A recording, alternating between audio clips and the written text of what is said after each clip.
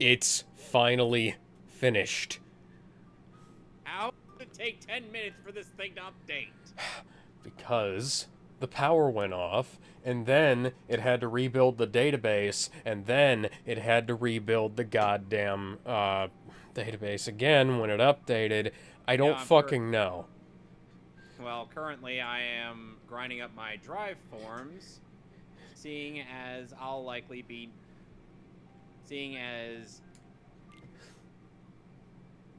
seeing as the, seeing as I'll need a bit more prep time before I can take on the first Olympus Coliseum bit. Yes, because you are the Batman. I could be. No way I can't, because Kingdom Hearts is a Disney property and Batman is owned by WB. By the See, way, I'm learning. hello everybody. Welcome back to Kingdom Hearts.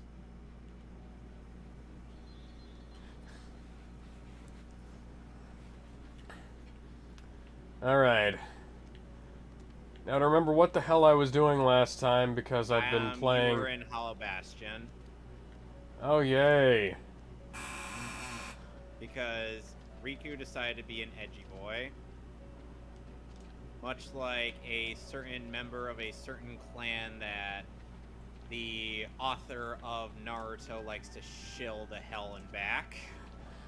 Strangely enough, not played by Spider-Man.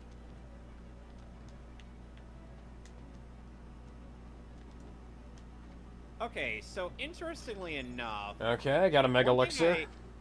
One thing I kind of like to do during some of my playthroughs of Kingdom Hearts 2 was like grind up Wisdom form in the world that I'll be going to next. And I found more Dalmatians. Yay. You do realize that the Dalmatians are necessary to getting an upgrade to your arrow spell, aka your barrier or maneuver. Okay. So in essence, yes, it is kind of mandatory to have something like that.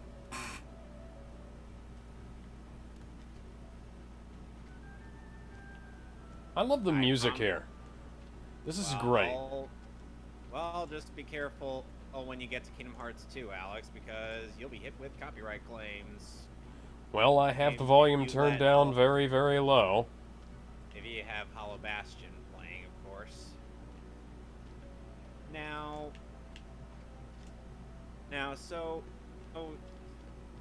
So since Valor form revolved around doing doing wombo combos, O's Wisdom form revolves around you using magic. So if you want that little dash that you get at later on. Oh, so that's what that does. What? I was wondering what the thing near the doorway here did. This spiky ball thing. Huh. Now, interestingly enough,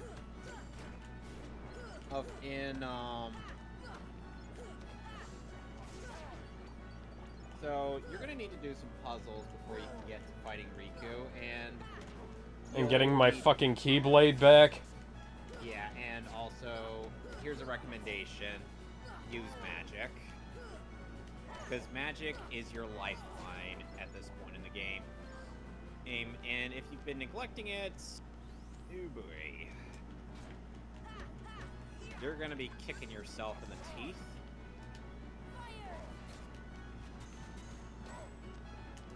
God, I love using magic in this game, especially after you get thunder. Oh, wow, wow.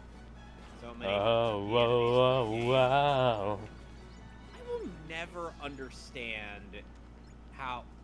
I will never understand why people never use magic in this game. When magic, like I've said numerous times, is essential. Again, I would love to be fighting you, but no.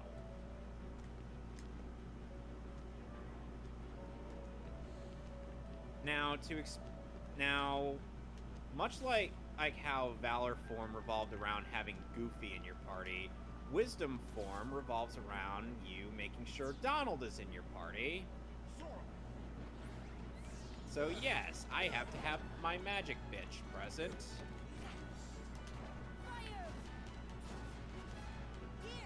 Alright, I got quick run on level 1 on normal Sora.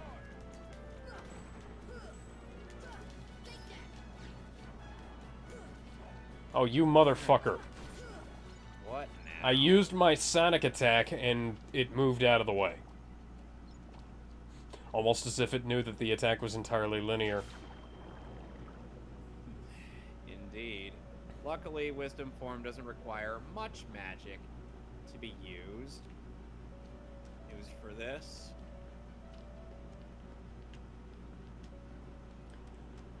Hey, it's a save room. Let's see here.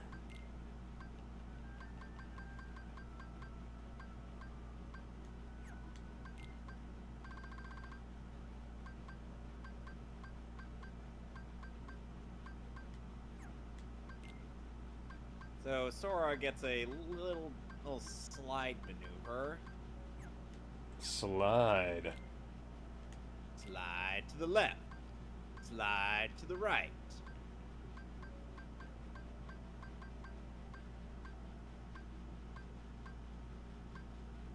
It's only a little slide, I think.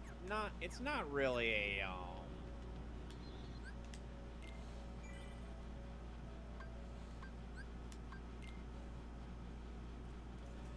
I have 6,500 money. And the fact that that's how it's spelled is still hilarious. Well, I'll remember this is a game made for kids. So they gotta simplify it somehow. Somehow I find that hard to believe. What? Well, I mean, it's got all the Disney stuff in it, but it's also, like, edgy as shit. And needlessly complicated, yeah. Yeah, that's especially what happens here. That's especially what happens at the end of Kingdom Hearts 1. Like, at first, it's simplistic and easy to understand. Like, the Disney villains have gotten together, and they want to fuck shit up. That was easy, simple, and easy to understand. Then comes Kingdom Hearts 2, and they're like, oh, we're gonna just throw all this random bullshit at you like we're Moon Knight. Yeah, I was about to say, hey, what are they, Moon Knight? They didn't even own Marvel at the time. I'm not even... Some part of me is tempted to watch Moon Knight just to see how often Khonshu dunks on Stephen Grant. But I'm just like, it's more Disney Marvel. That's not something I want. And you've seen how much Cinema Wins simps over Disney Marvel, right? Like, have you seen the fact that he put out a 2-part video on Captain fucking Marvel? Captain Marvel has no redeeming qualities. Even Jeremy Scott couldn't even sin that movie properly. I don't know how it's possible. The fact that he failed to do something that should have been elementary for somebody in his position is just, it's frankly absurd. He claims that it's refreshing to see a friendship like that between Carol and Maria Rambeau, when in reality there have been numerous movies that have done that easily. Captain fucking America, anyone? And guess what? The real Captain Marvel movie had a much more unique a family relationship. And it didn't even try to, make that a focal point of the movie. It was just, they didn't try to advertise it as hard. Alright, if that makes any sense to you. Well, the thing, yeah, I understand it perfectly, because, like, there are times when you have just, like, good writing as a baseline, right? Right. And some things you just write well. And you don't even think about it. You don't think about it as like, oh, I'm gonna write this and I'm gonna make this the fucking be all end all the goddamn story and leave everything else to the wayside. You know? Like, okay, so Captain Marvel was a movie that was allegedly made for adults. That featured a certain exchange at the end of the movie that had that was more poorly written than the symbiote arc from Spectacular Spider-Man, which is a show that was made for children.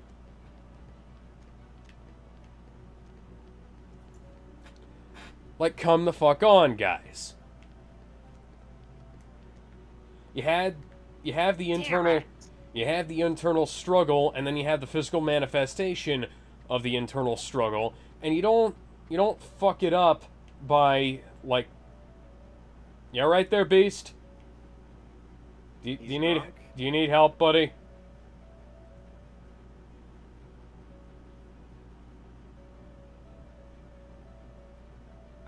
I want to see what happens if he gets to the end. He's never getting to the end, is he? Am I gonna have to come get you?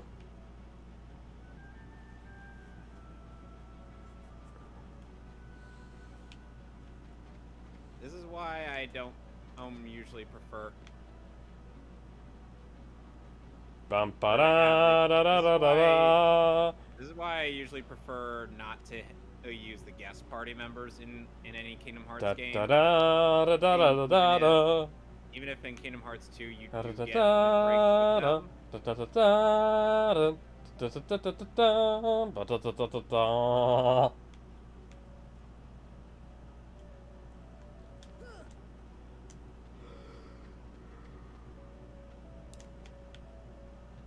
So there's a bit of a thing that I haven't really explained yet that I'm probably gonna have a chance to explain in this game since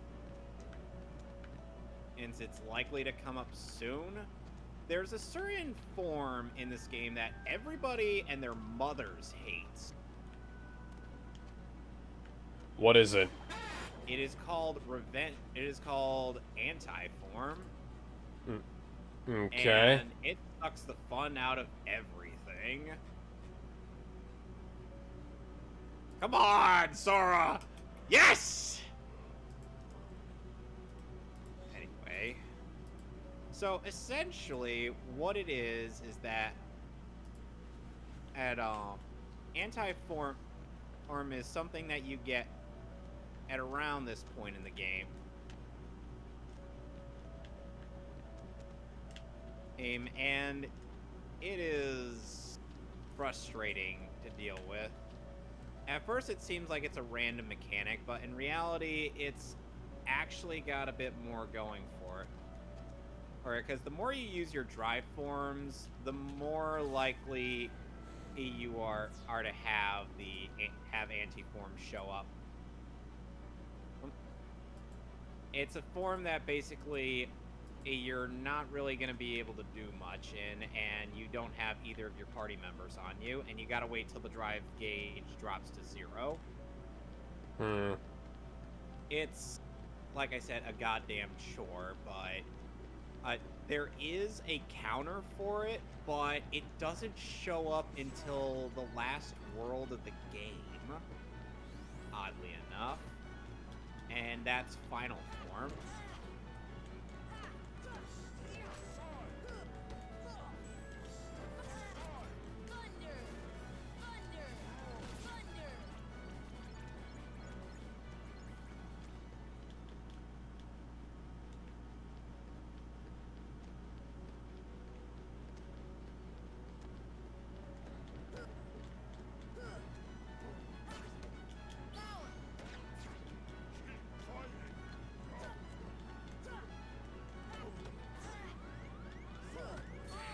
Oh, for fuck's sake. I got done in by a stupid fucking... Pigeon. I almost wish it had been.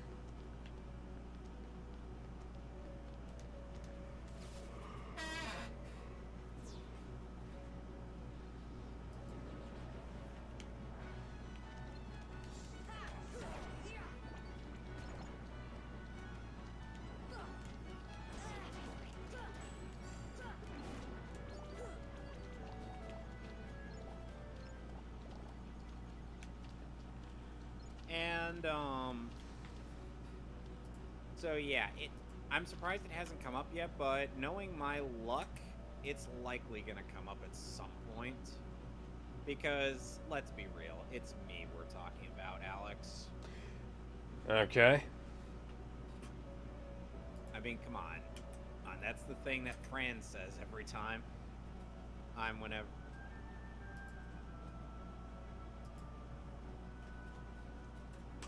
Every time I'm something like that is to occur. Donald, you are about as useful as the Screen Eternals door on were, a submarine. He's about as And useful as the Eternals were in the Multiverse of Madness. which was not useful at all. Why? They literally get dragged away from like quite a few of them get dragged away by the end of the movie. And they're all like, So, spoiler warning, both of us watched Multiverse of Madness last week. yep, What did you think, Kevin? I liked it. Yes, I thought it was quite good. Very Sam Raimi, not Sam Raimi enough for my taste, but very Sam Raimi. You could definitely tell that there was a bunch of stuff inspired by his work as a horror director throughout the film. Unfortunately, there are quite a few instances where they have really obvious second unit work, like filling in gaps where Raimi would not have absolutely would not have had certain jokes, for instance. Like Bruce Campbell getting smacked in the face by himself. That's Raimi. That's Okay. Raimi through and through. But like a lot of like the fourth wall breaking quips are things Okay. that Raimi just Okay, doesn't do. Sam Raimi, he went to Spider-Man without any, he made sure that they didn't have any kind of he made sure they played it straight with the Spider-Man trilogy, you know? Yeah. Like everything in that is done in earnest. And there's some stuff that's not done in earnest where it's lacking his kind of visual style, and it's very obvious, but other than that, the film is pretty good. I'd love to see the original cut that Raimi had produced before the reshoots happened, when they decided to start fucking with the film. Hashtag release the Raimi cut. Yeah, do that for that and Spider-Man 3. Well, we did get the editor's cut of Spider-Man 3, but Yeah, but that's missing a bunch of other material too, you know. Oh, you mean like the scene where Peter decides to goes to talk to Aunt May after her getting rid of the symbiote, or that? Well, I'm not. Scene where the butler finally tells Harry the truth about Norman's death. No, I was talking more about how like there's just pieces missing from both cuts that were definitely filmed and were definitely scripted. They're just not there, you know? Okay, that makes sense. Like Sam talked about in a bunch of they did a bunch of different versions of different scenes, and to me, that kind of screams... Like, we'll get into this later on when we're, probably in a couple of weeks when we watch the movie. But there are a bunch of things where it screams to me like Sony demanding that he do certain things, Mm-hmm. Like Avi Arad. Well, Avi Arad's technically a Marvel guy, but like Avi Arad had insisted that that Venom be in the film and things like that. There's all kinds of things. Even though Sam Raimi was like, yeah, no, I don't want Venom in my movie. Yeah. We could have had a much better setup like Spectacular Spider-Man did.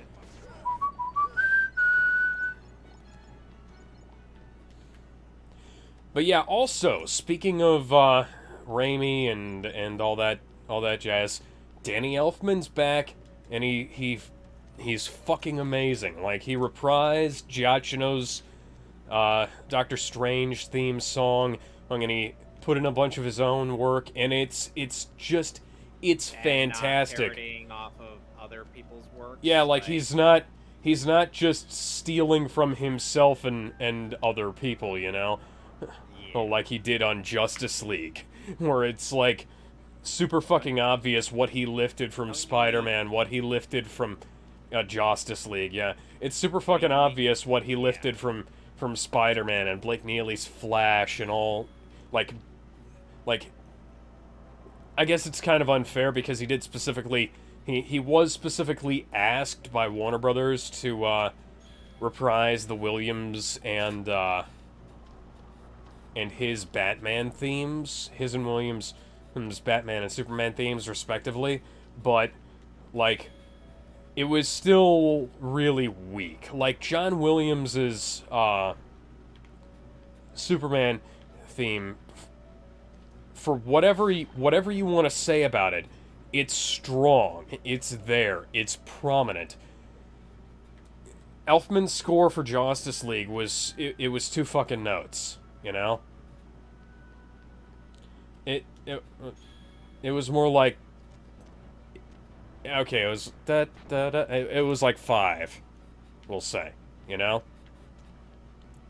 it was not used really all that much throughout the film in places, and then, direct contrast with Junkie XL's score for Zack Snyder's Justice League, where the film has score reprisals of every motif from previous films all throughout, Yeah. Like, you're not in this position where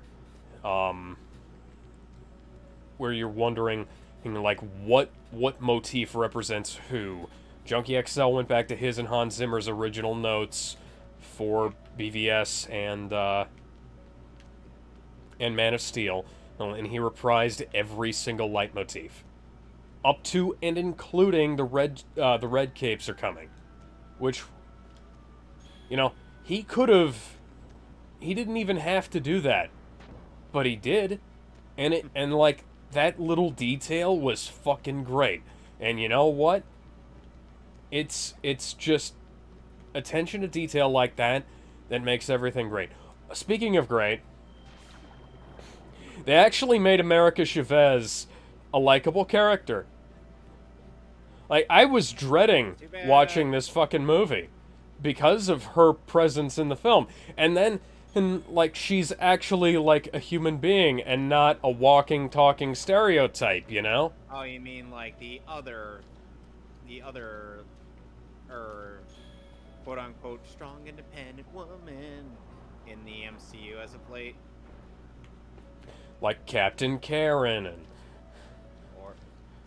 and whom, by the way, in Multiverse of Madness, we have Maria Rambeau as Captain in Marvel. The original Miss Marvel. Sadly, Or technically the original female Captain Marvel, the second Captain Marvel.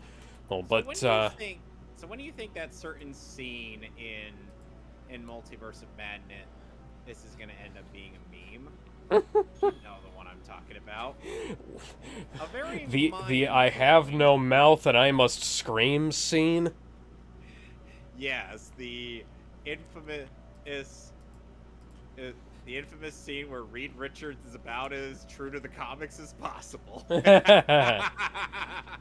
They even got a better actor to play him in that movie. Oh man, the fact that I just want to make okay. So we already made spoiler warnings for those of you who are watching because we actually do have people watching today. Really?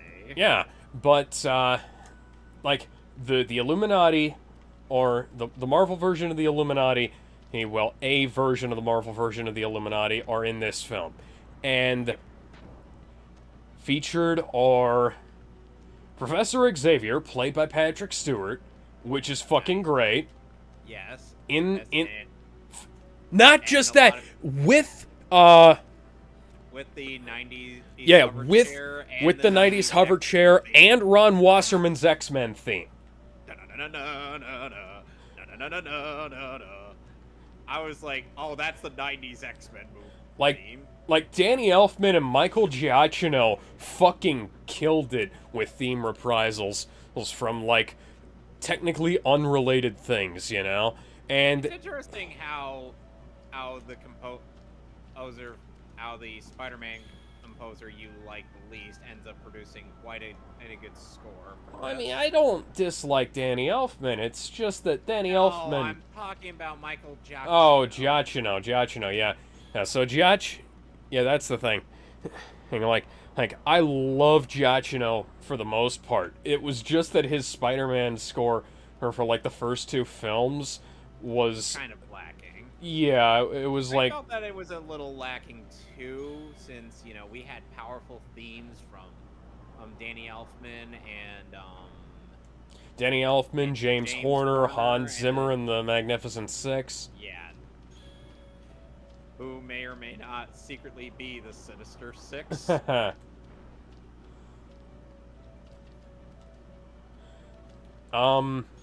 yeah, then... Hi, Ben. We're talking about Multiverse of Madness. Have you seen it? Cool. If not, then... Yeah, he's seen it. He's seen it. Okay, so... Alright, so we were talking about the infamous scene where... So, the Illuminati... Yeah, the Illuminati consists of Mr. Fantastic, Mordo, Carl Mordo, Professor Xavier, Captain Carter, which is weird, but like Haley Atwell. It's a nod to the What If series, yeah. Yeah, the What If series. Haley Atwell is fucking beautiful in that costume. And unlike her animated counterpart, actually looks like a muscular woman as opposed to a man, and with a woman's head stapled onto her body. Yeah, even my mom. My mom agreed with me on that one. Yeah, she was really good in that one. And then they also had John Krasinski as Mr. Fantastic, and the fact that they actually did that, like John Krasinski has been a persistent fan casting for Mr. Fantastic ever since Fant4stic came out, because everybody was just like, fuck Fant4stic, we need a reboot, and people were like, why don't we get John Krasinski as Mr. Fantastic? And the fact that Marvel actually listened to people about that, I find that amazing and insane. And then they also had Monica Rambeau as Captain Marvel, because Monica Rambeau in the comics is the original female Captain Marvel, and she's actually really fucking good. Like, I actually liked her. She has personality. She's not a fucking plank, you know? It's funny how much more personality a woman of African descent has as compared to a woman who is Caucasian. Yeah. It's probably all the fact that she doesn't spend all her time romping with Rover. If you get my joke, I am sorry. I am so sorry. I don't get the joke. Well, you don't. Good. So, anyways, yeah. So the Illuminati show up, and Scarlet Witch. Scarlet Witch is the villain, and this is carrying on from WandaVision, which I've watched it. I haven't watched it, but I read a synopsis and watched some clips, so I know generally what the hell happened. And basically, Wanda decided.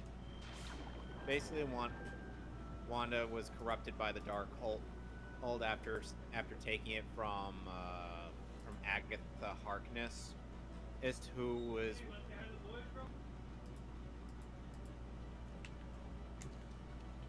Yeah, so Agatha, whatever the fuck, the witch. I'll be right back. All right.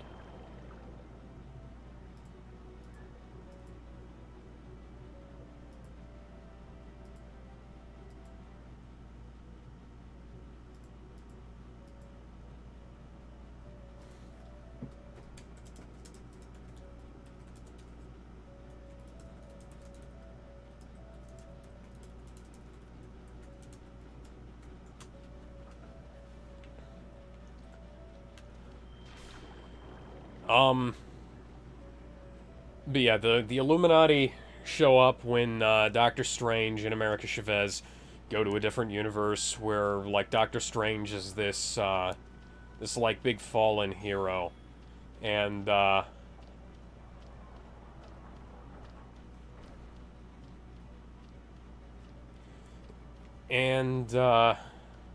on, Beast. Come on, Beast.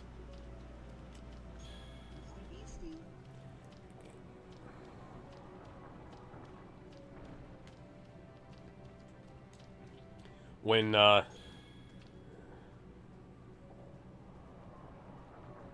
okay, I guess I should just go to the beginning in here. So Doctor Strange has this dream of himself helping America Chavez, and he's about to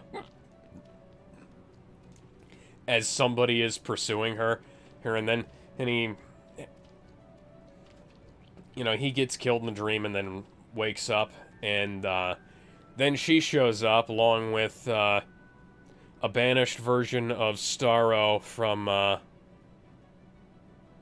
from Suicide Squad. The Suicide Squad 2. Let's just fucking call it that. And let's see here. I have no idea what I'm doing or if I'm doing anything right. Oh, so the new Death Battle came out. Yeah, nobody cares. It's Death Battle. I do. Yeah, and predictably, Thor stomped Vegeta. You said Vegeta would win. I never said that. Yeah, you said that they would Alex. beat Vegeta. Alex, in what universe did I say that? I don't remember. We'd have to go back to the tape, and I'm not doing that. Hey, Ben, guess what form I just got? Final?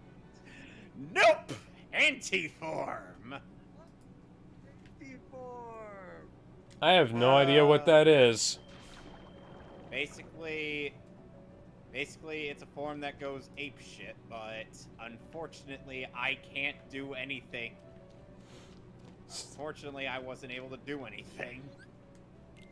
And so now I just wasted my drive gauge, and I gotta wait until it goes back up again. Anyway, what were you guys? Anyway, what were you guys on about? Well, I was describing the plot of Multiverse of Madness. Yeah, and So, yeah, Strange finds America Chavez in the street, and he, you know, he goes to try and... And they may or may not have visited a universe where Tony Stark was wearing blackface. Yeah. So they went to... Beast Boy was an Asian kid who led a group of Teenagers with attitude? No. A group starting a conflict over, I think, Korea. Was that where Tropic Thunder was set? Vietnam, I think. Okay, Vietnam. That I mean, it was supposed to be, you know, like the Vietnam War, but I don't remember where they were shooting. Okay. Let me go and. As much as I love Tropic Thunder, I wish they'd have made the actual in-movie. Because, like, the little bit they showed at the start was fucking amazing. Yes.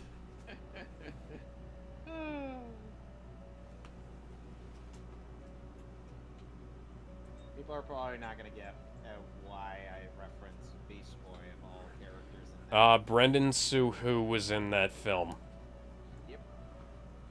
Yeah, they're in Vietnam.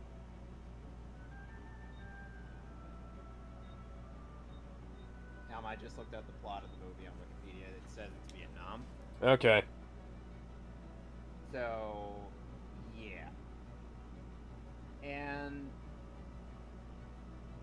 I'm basing that off like a skip from a Stooge post, where essentially Strange and Wong are chasing America Chavez throughout various universes, and they end up. That was a Stooges. yeah. That's a great fucking skit, and like it's Solid JJ, right? Solid JJ did that. Yeah, go check that out. It's fucking great. Ben, you should do that. Like Solid JJ is fucking amazing. Hulk will sue for unfair business practices. Saw that clip.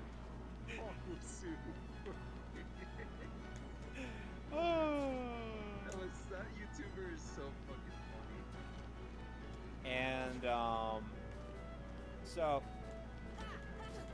and it's like Reed Richards literally spells out to Wanda how to defeat Black Bolt, Well, a reality warper, like, no less.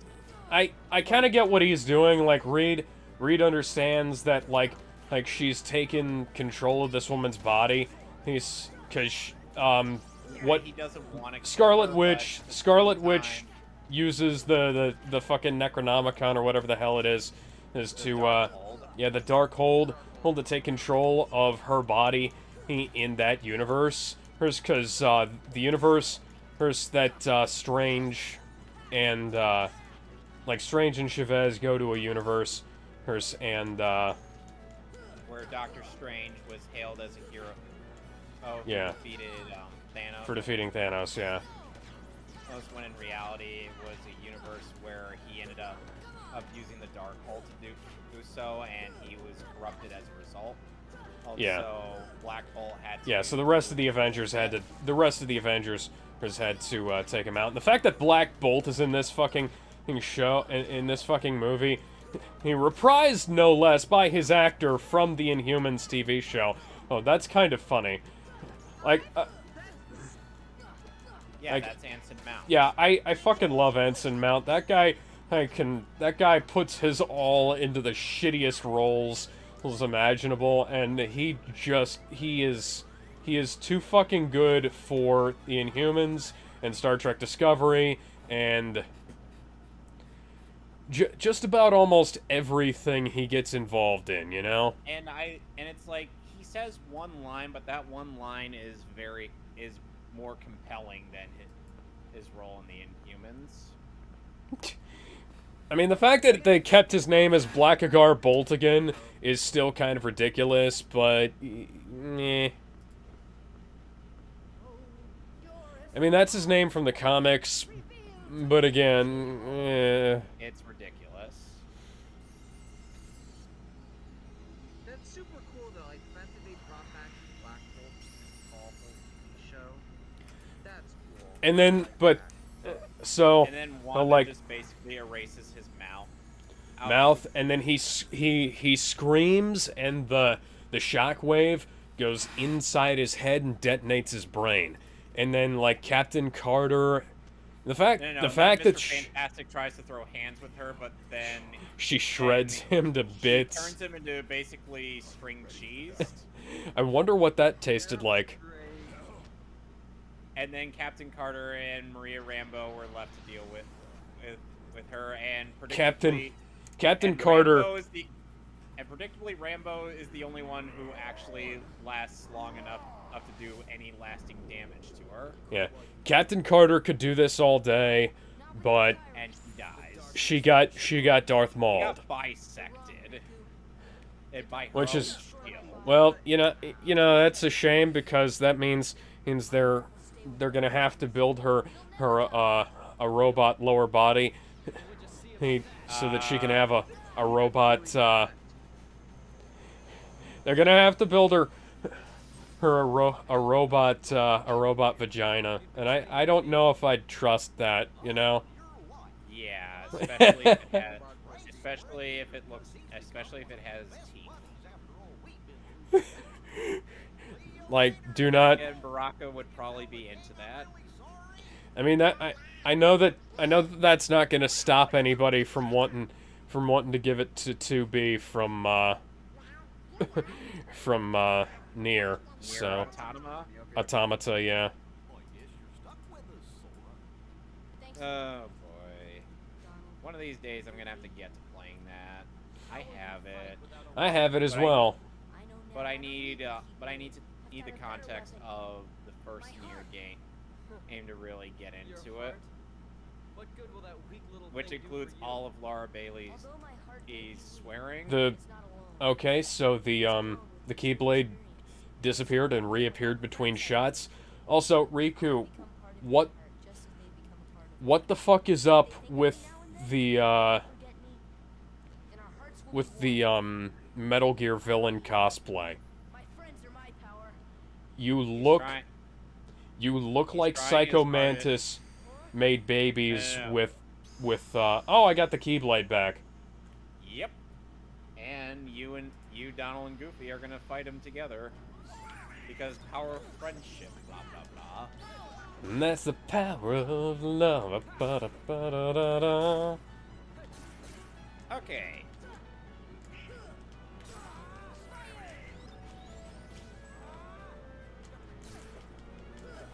So, and So Ben, what did you think about Multiverse of Madness, by the way? Ben, are you still here? Ben. and Benjamin.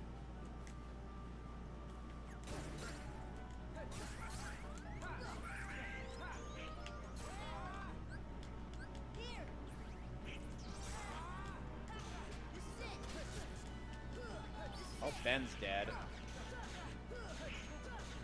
Ben, what? You're muted, Ben.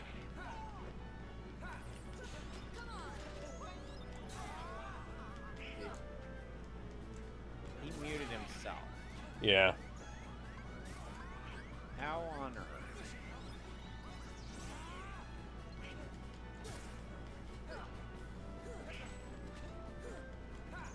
And the thing is like, people are saying, "Oh, it's so triggering how violent this movie is." I'm like, Fuck you. Okay. you guys are pussy. Do you understand that you walked into a like horror action movie directed by a horror action director? I mean, hell, Shazam This is like came the- out 2 years earlier. This is the same level of people complaining about like Deadpool and fucking Joker, except even less fucking there's gotta less to it re- because this is a PG-13 movie. Like there's more blood in it than like half the MCU. But shit, man. So your heart won this battle. But even so, it's not even half the blood that you usually find in an average Raimi film, you know? Oh, by the way, I ended up getting once more. Which, in case you're wondering what that ability is, let's look it over. Alright, I got the gang back together. One more is ensures 1 HP remains after taking damage from a combo. Ben, you're back. What did you think about Multiverse of Madness? I loved it, honestly. Yeah, And you're like a bigger Sam Raimi fan than and we are. So what do you think? Like, what's your take on like the Raimi-ness? It was very much Sam Raimi. Yeah. I only have one major complaint, and it has to do with the bookkeeping of the MCU, which is starting to become a problem. Yeah. Do you Alright, know, so, you guys know what I'm talking about? You probably do, Ben, because I complained about it to you at length. But you can talk about it. Okay, so, for those of, when they go to Earth 838, I think it is or 836 or whatever the hell, the universe with the Illuminati, Christine identifies the Earth of the MCU that they came from as 616, which is, for one thing, the same number that Mysterio used in Far From Home, which, okay, that raises so many questions as to how he got that right. And then it also creates a plot hole inside the entire Marvel multiverse, because there are now 3 Universe 616s. Because that's 616 is the universe that Peter B. Parker came from in Into the Spider-Verse. It's the mainline Marvel universe from the comics, and it's also the same number as the MCU, even though the MCU is supposed to be Earth 199,999, you know? I hate that number. So, and that's, like, why nobody wrote that down at any point in time when they were working on this shit. Come on. They want to separate themselves from the comics as far They should not. They should not be doing that, because they already declared what all the numbers mean. And I don't give a shit what about that the comics are shit. You shouldn't be cross-pollinating this much. This is turning into DC Comics with, like, they have like 60 different Earth 1s within their multiverse. They have like clumpings of 52 universes that are divided up like that. And it's just, it's fucking insane. What's your take on this, Kevin? Like, do you think I think do you think they should use the same numbers? Do you not? I think it's dumb altogether. Multiverse is about as dumb as time travel. Well, multiverse is the only way you can really get around some of the weird shit that happens in some of these things, because you wind up with a lot of good ideas that can't be done within the mainline universe. So, these stories just will not get told otherwise.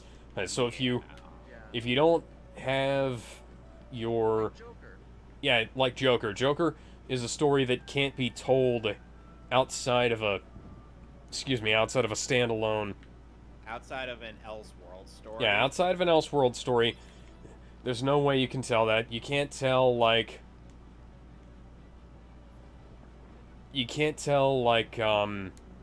the Batman in the same universe as like the DCEU. You can't tell like Spider-Man 4 in the same universe as the MCU. You can't tell. Technically, you could have told Spider-Man 4 in the same universe as the MCU, but they didn't take that opportunity. You can't. It is a shame. Yeah, you can't tell The Amazing Spider-Man 3 in the same universe as the MCU, even though, you technically could have. They just didn't take that opportunity. They didn't want to capitalize on the gold mine that was standing right. Spider-Man, The Amazing Spider-Man got delayed from... Actually, it got delayed twice, because I think it was supposed to release in, like, 2010, but that was back when it was still Spider-Man 4. So, it got delayed until... They delayed production until, like, 2010, 2011. And no, yeah, 2010. They delayed production until 2010, and then they delayed it from 2011 to 2012, which fucked up Andrew being able to be in the Avengers. Fuck! fucked up. We could have had. It's funny because we could have had Toby in the Avengers. Yeah, we could have had Toby in the Avengers. We could have had Andrew in the Avengers. Whereas in the fact that we didn't get either of them in there, and we wound up with Baby Iron Boy instead, You know, it's who didn't funny get how, who didn't how get the good MCU until actually 3 made a films reference in. to the Iron Boy criticism. Yeah. I want it- to say it's funny. It's funny because Tom and Toby, and not Tom, Andrew and Toby would end up in the MCU years later. It's Yeah. like that. Oh. I mean, in the MCU is like a technicality, though. Technically, they were inside the MCU. They were just kind of Oh my. not part of it, you know? I mean, they technically are part of it now because, you know, Oh, by the way, crossovers, Alex, but... now you have White Trinity, which, by the way, now you have every Trinity ability. Oh, cool. Fucking hell. That's neat. God, I hate this Coliseum.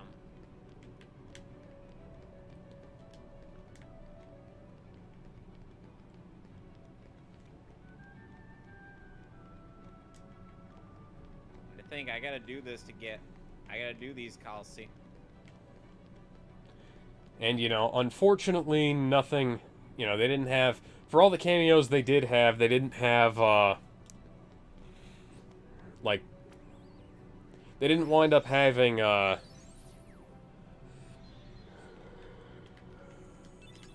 didn't wind up doing what? They didn't wind up having Toby in the film. They didn't wind up having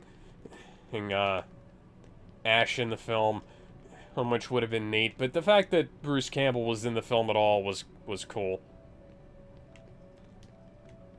Yeah, Multiverse of Madness. That was a fun one. That was a fun cameo. You know, funnily enough, my I- mom actually I enjoyed figured you'd like- Charlize Theron as Cleo. Who is, in fact, Doctor Strange's canon wife, so... Oh, I just remembered. So, have any of you seen the final post-credit scene for the movie? Yeah, Yes. it's over. Good, because that scene was fucking hilarious.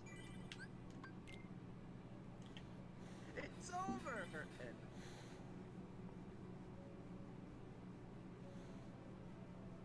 you know what I'm talking about, right? Or are you Yeah. thinking of the other credit scene? No. No, yeah, we know what you're talking about.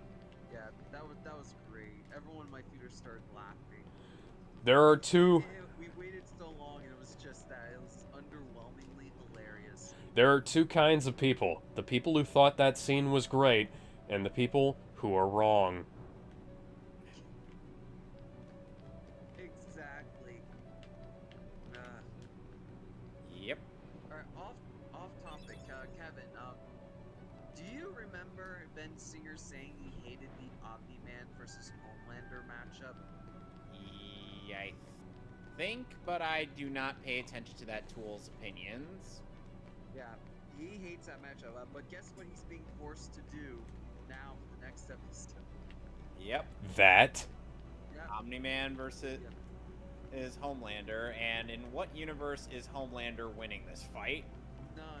Because he's Zero. basically got, he's got Superman, he's got the other parts of Superman's powers, but Omni-Man is far stronger than him. It's an episode that's literally only being made because Amazon said, "Hey, here's a few million. Make the episode." And Ben Singer's like, "Fuck! Well, we need budget. Go ahead, guys. We need the revenue. We need it, even if I have to suck Amazon's dick." It does make me wonder how much, if Amazon is the one making them do this, like how much are they paying them? Too much. Yeah, you're probably right. It's probably too much.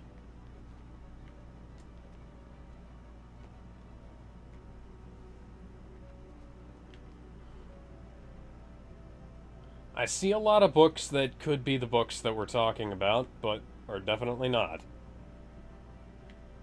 Oh, hang Remember, on. You gotta find loose books and then put them on their correct shelves. This reminds me of my Mondo. time. This reminds me of my time as a librarian. Fucking hell! Didn't get paid for it. I was a volunteer.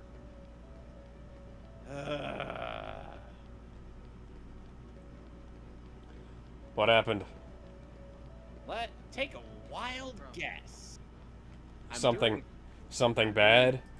The Colosseum killed me again. So you're fighting the entire Colosseum? The Olympus Coliseum, yes. Alright. Oh, I do need to go in a few minutes because me and my sister gotta do something. But can I mention something cool before I go? Sure.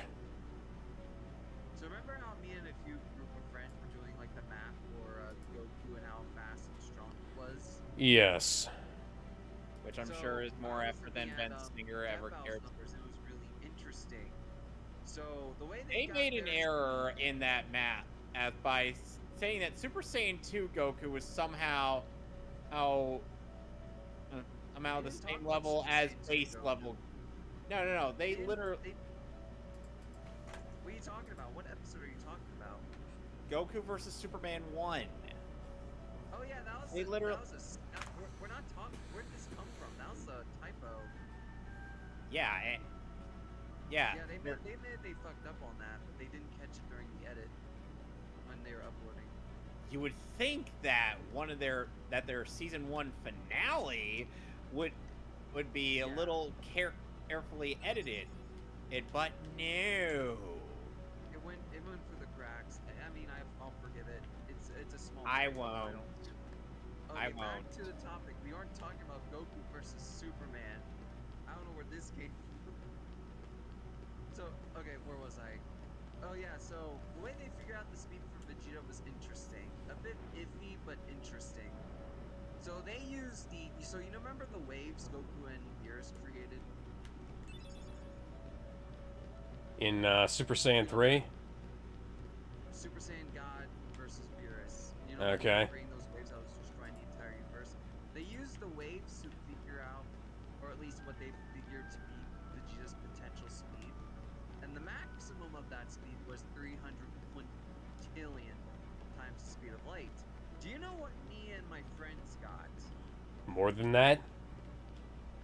176 quintillion times the speed of light. Really fucking close. Really close to it. Our method was different though. Our method was we used Goku's best speed feat from Namek, you know, when he flew from one place, one part of the planet to another in record speed, and used the multipliers we had, the official and the ones we came up with the God forms and Master Ultra Instinct. So the inner fanboy loves that we were very close, or at the very least we had like different methods that had similar results to other researchers. I don't know, I just love that shit.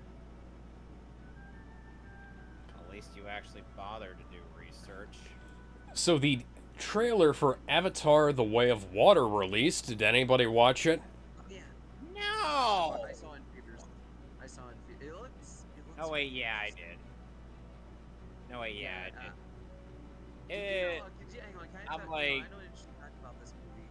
Did you know that James Cameron forced the actors to learn how to breathe underwater for 2 minutes? You know, I mean, I get it.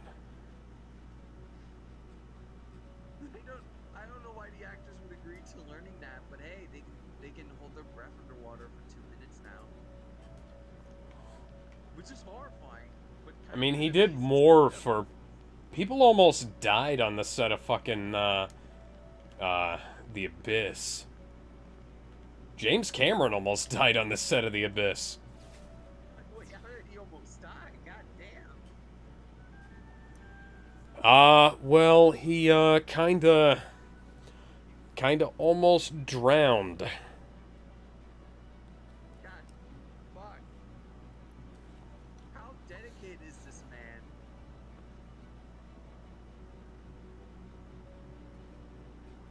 Quite.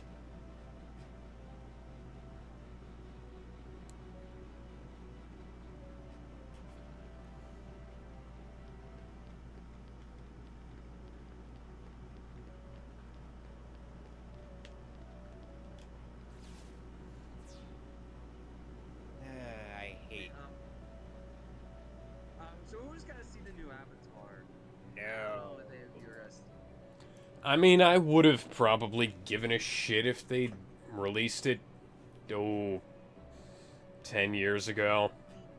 Yeah, I 10 mean, years James ago. Cameron has made some of the greatest sequels ever made. So Uh, I'm genuinely curious. what I don't know. I about have seen more. what about a certain movie that's not supposed to exist? Are we talking about Dark Fate? Because that's not his fault. Feels like it's his It's fault. not directly his fault. I mean, technically, sort of, but also, like, He's also an overpaid tool. yeah. All that China Yeah. has basically, James Cameron was more of the guy in the background watching everything burn while he did nothing to fix it. So Maybe I mean, he down. technically might have been able to fix it, but he was involved at, like, early stages, and then it kind of went to shit. Yeah. Like, he could have fixed the fire. He could have grabbed the fire extinguisher, but no. He just stood there and watched as everything slowly burned. with a bag of The singing popcorn on fucking shit. standby. I nexted Jim Carrey's Robotnik.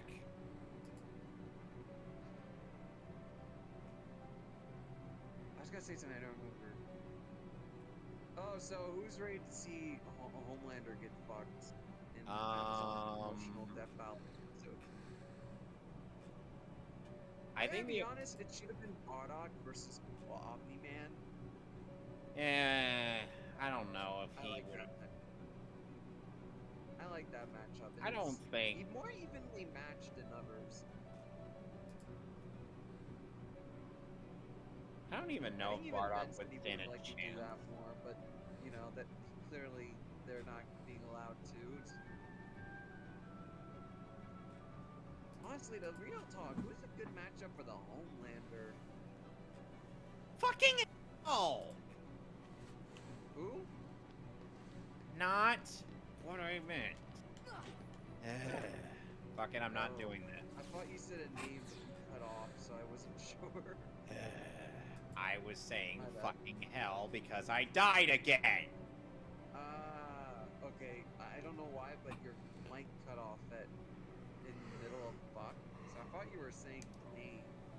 No, yeah, I was You saying said fucking something, and that's when the mic cut off. fucking hell.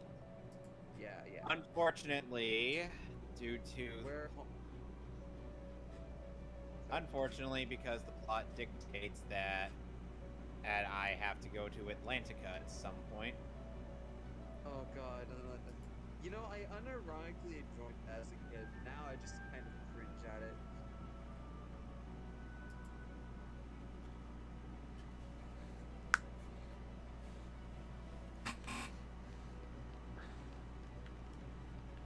Okay, game. Atlantica was supposed to be his own world, like with like bosses and shit.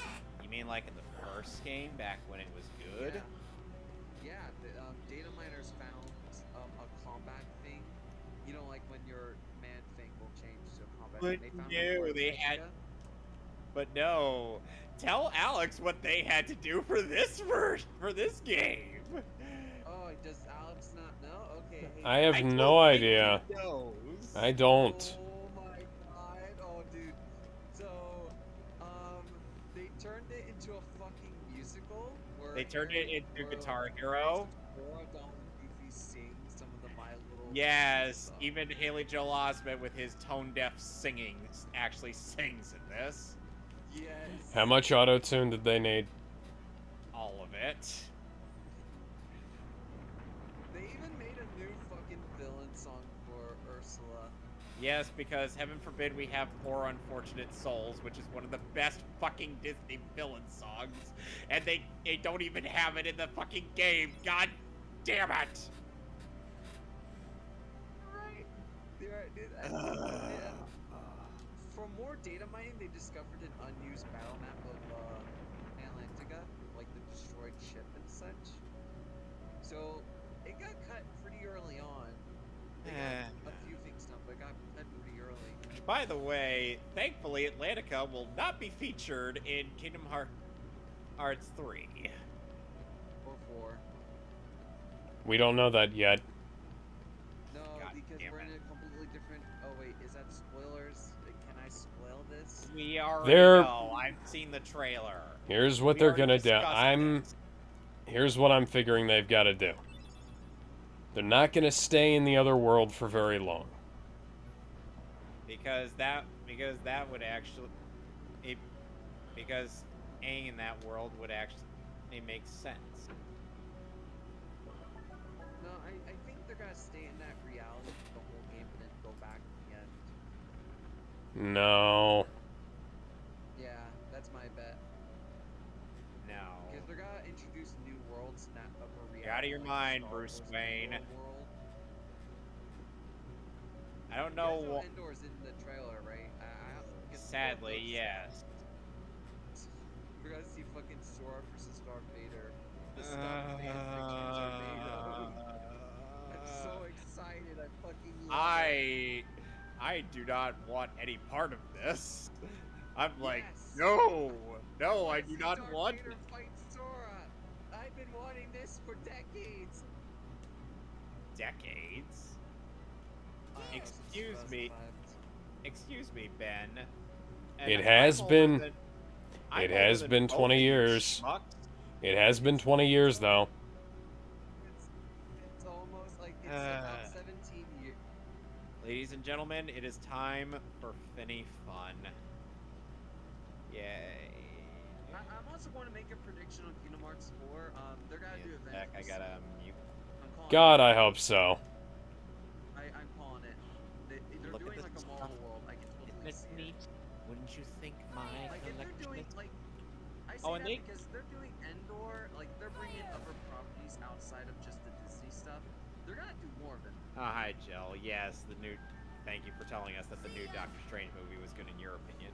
Oh, hi, Prince Eric, who is. Speaking who was of surprised by speaking of a new Doctor, there's a new the casting for Doctor Who in the new season, in the upcoming season rather, has been announced.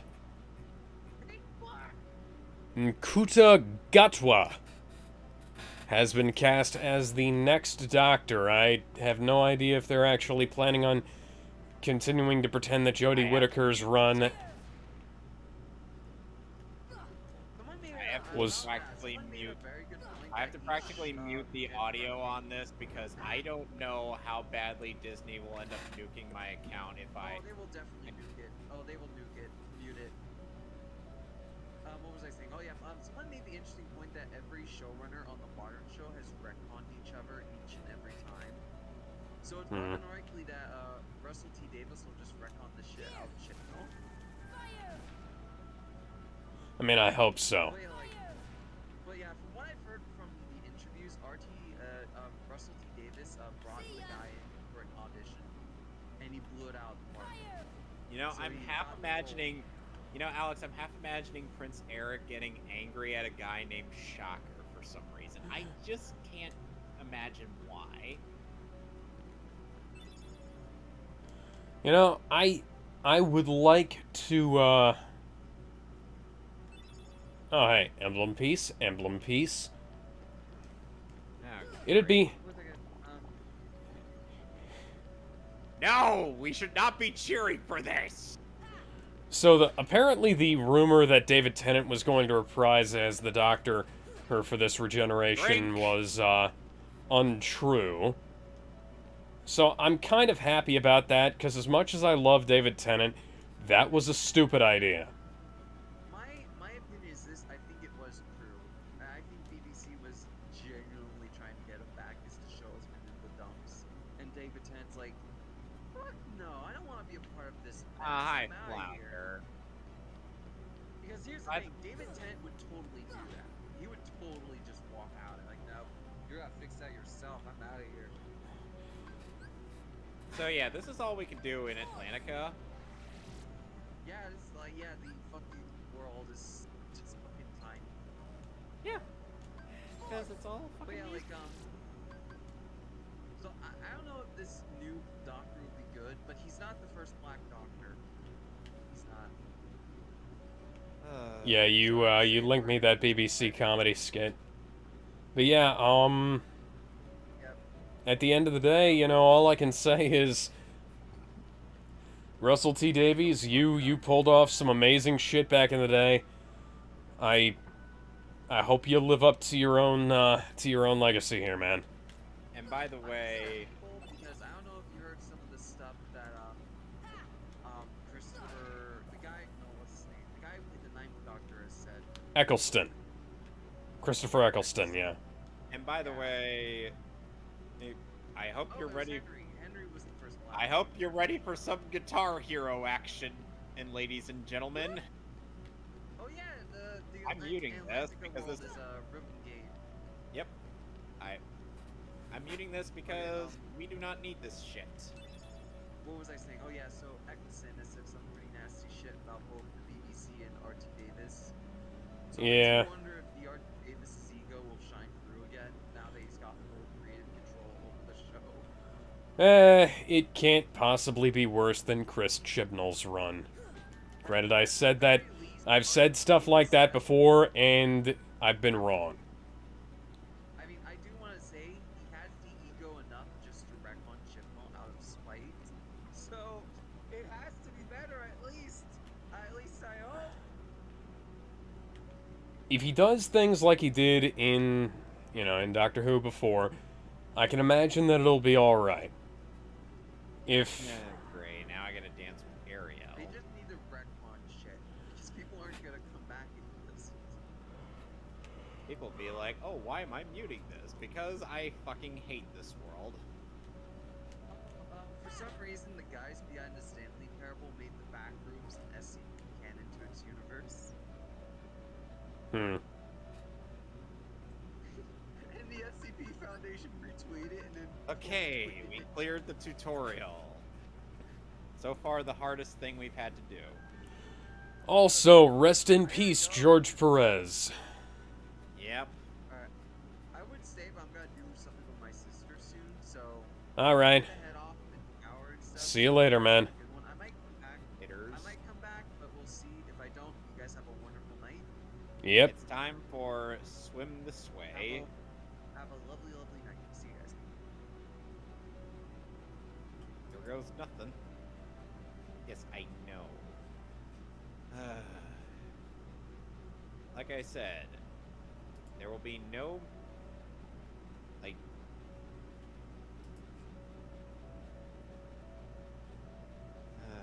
God, I hate... And there's a reason why we call this world Finny Fun.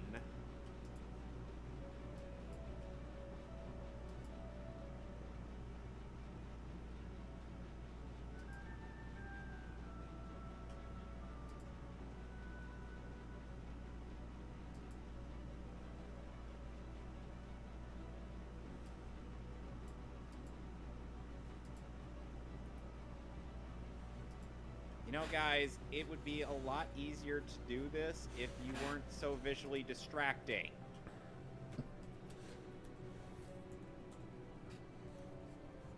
Ugh.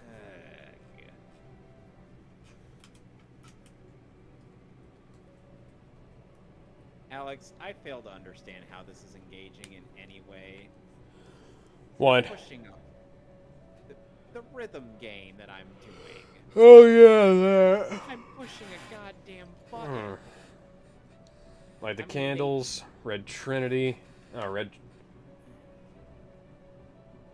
Light the candles, find the thing, get the thing, and do the thing. How did that? I did that before.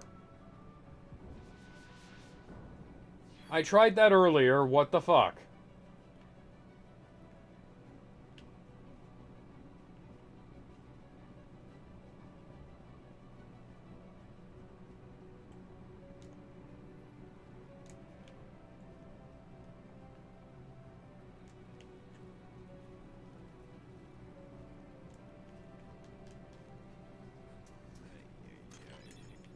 There we go. If I wasn't irritated by this musical number, I would actually be more any fun. Now, Kevin, do you know who Yngwie Malmsteen is? No. Well, this next thing that I'm going to bring up is going to be a bit difficult to explain. No! Then. No! Fucking hell, Donald, we do not need you to sing! Oh, they're singing again. No, they were singing earlier. I do not want them to sing ever again. It was mine. Oh, hi, Triton. The heart that is strong and true shall win the keen blade. What? Dude, You're saying my heart's weaker somehow than in his? this world. For that instant it was. However, We should not invite them into this musical because none of them can sing.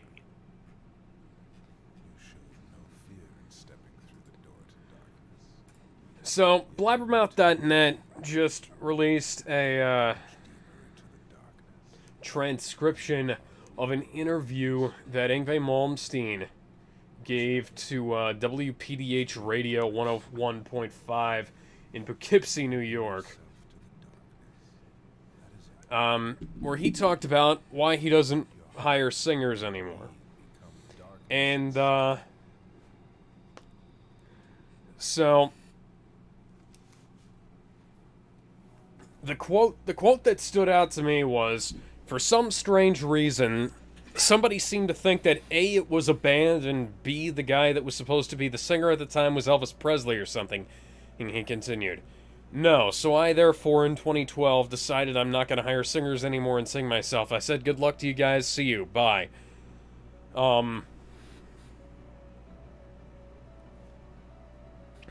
Quote, there was never a band called Rising Force. My first solo album was called Rising Force.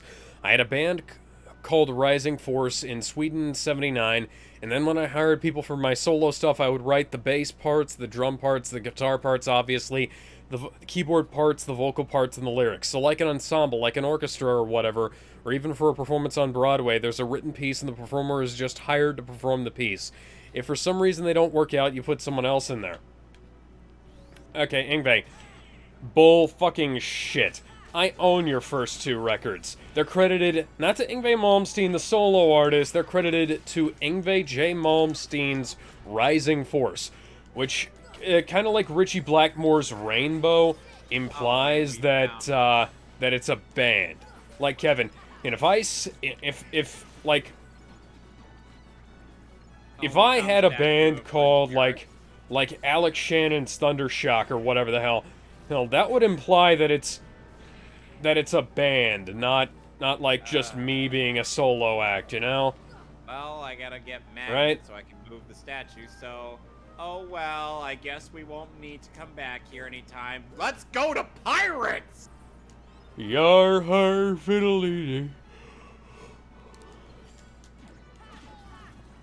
I wonder how close Disney is to owning Lazy Town. I presume very. Okay, so this is kind of the sign. This is kind of an early sign where it's clear to me that Kingdom Hearts is banking on the recent release of some of these movies. Yeah, which is kind of unfortunate. When you start getting into, like, flavor of the week shit like Disney Infinity, that's when problems start arising. Oh, and by the way, we have James Arnold Taylor and Crispin Freeman as Captain Jack Sparrow and Will Turner, respectively. Guess who does a better impression of their live-action counterpart? Taylor?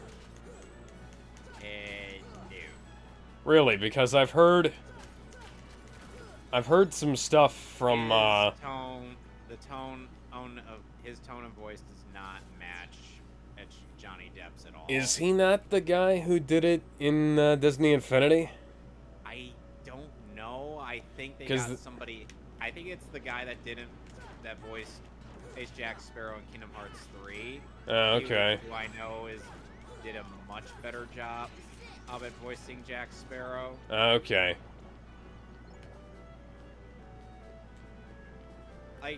And funnily enough, James Arnold Taylor also voices another iconic Disney character in this game. One that got his own spin-off with his best friend, and from a popular animated film that came out back in the 90s. Timon and Pumbaa? Yep. He voiced Timon in this game. Yeah, bet. Strange, considering they had Quentin Flynn, who also voiced Timon once upon a time. The Lion King series is like, it's really cool how they managed to get most of the actors to reprise their roles for even the direct-to-video films, you know? Yeah, Nathan Lane actually reprised for, I think maybe the first season of the Timon and Pumbaa show. And the fact that that show exists is kind of funny. It's like a Looney Tunes skit. Yeah. I may need to find an excuse to rewatch it.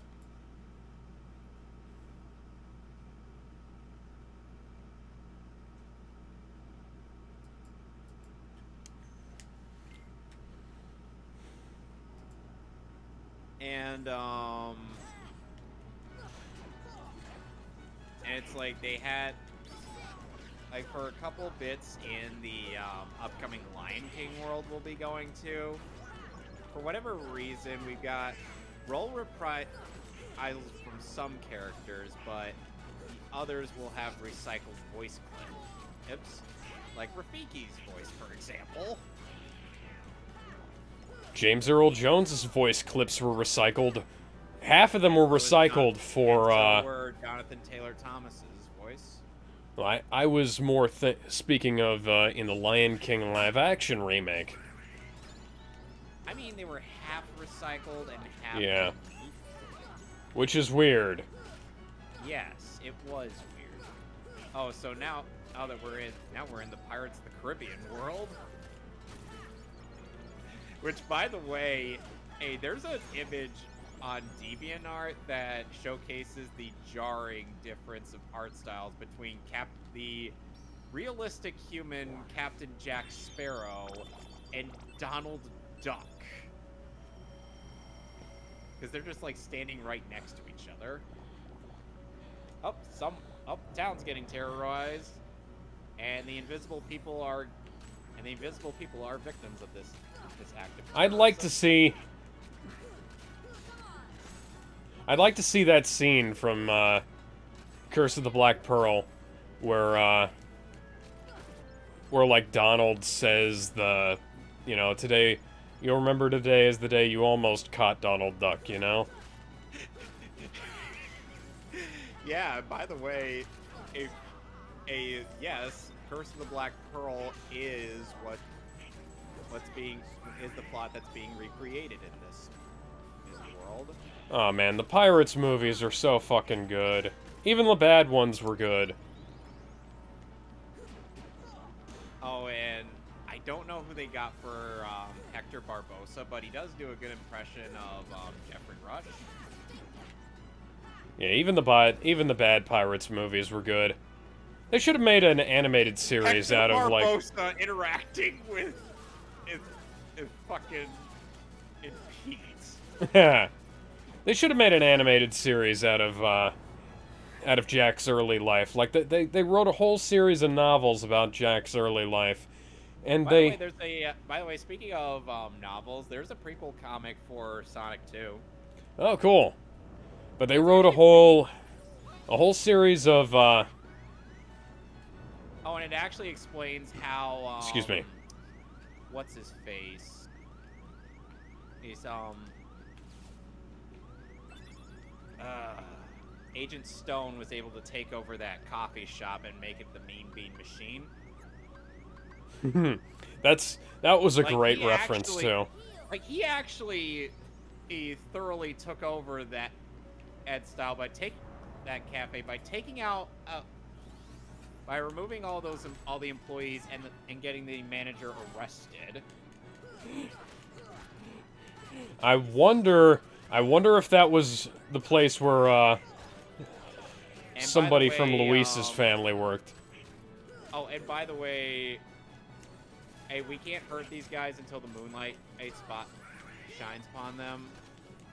And so we got, yeah. So I'm like, yeah, we can't hurt them.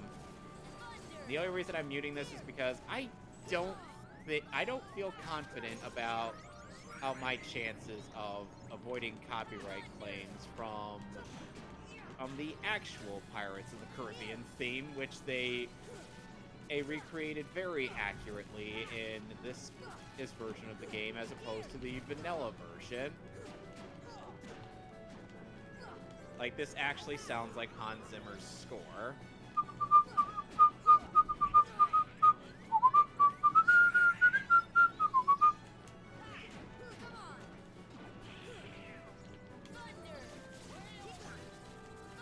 On game.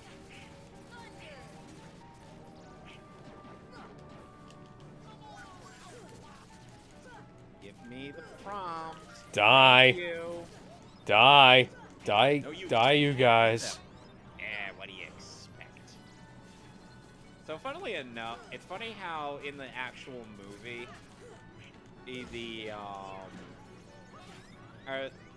now they can see you. Stay away from their magic. Yeah, Pete literally spells out, use your magic on these guys. So when the moonlight is on them, that's when we can beat them up. That's the gimmick of this world. Because every world needs a gimmick.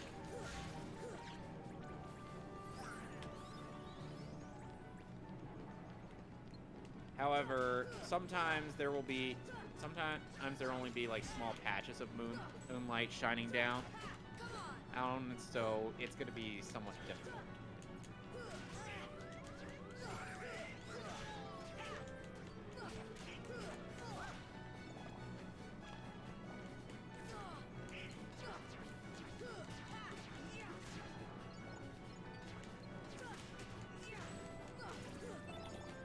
I'm being attacked by Pokemon. Oh, you're being attacked by the Dragon Heartless. Mm-hmm.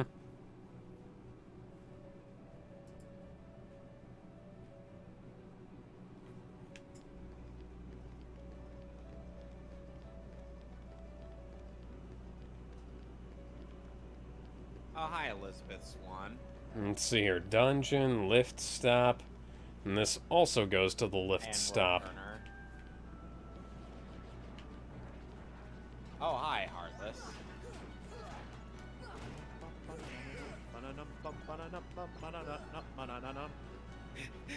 I love how Will doesn't question and like, who the fuck are you guys?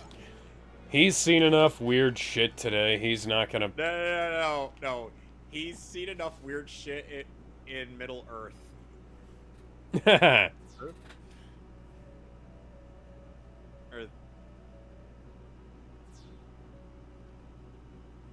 So, do you think that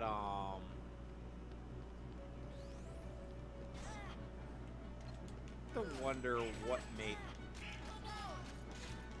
Oh, there we go. I have to wonder, or what was the creative decision in behind finally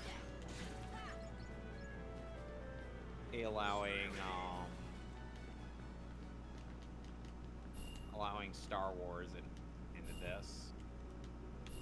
I'm Sora. This is Donald and Goofy. Yeah, I gotta take 2 drinks. Oh god. See, if this were an actual drinking game, I don't think I'd be lasting long. I think this would be a drunk playthrough of Kingdom Hearts 2. Wouldn't you agree? Getting crunk.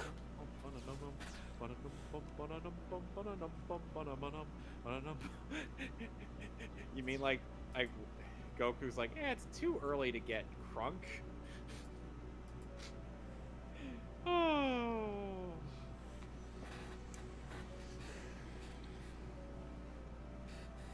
You know, there was a bit in Dragon Ball Z Bridge where, or not in Dragon Ball Z Bridge, in Totally Not Mark's videos where he did a spoof of We Didn't Start the Fire, but for him being like a huge fan of Team 4-Star. Like, I appreciate. One sec. And go. I appreciate the fact that he's a very positive sounding voice, but at times I'm like, yeah, maybe and maybe that's a little too positive, if you get my meaning. Like, I like Totally Not Mark's content, and I do love his his anime review video. Especially since they do provide some insight on certain things. Start a Valor form. I know, wasted that, but who cares?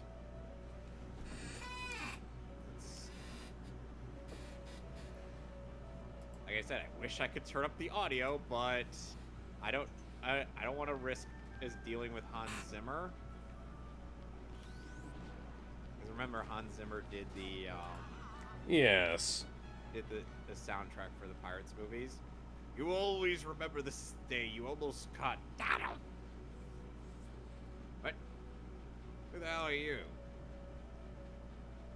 So I'd be like, God damn it, Donald.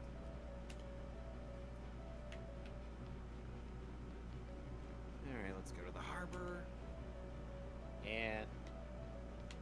And predictably, Elizabeth got kidnapped.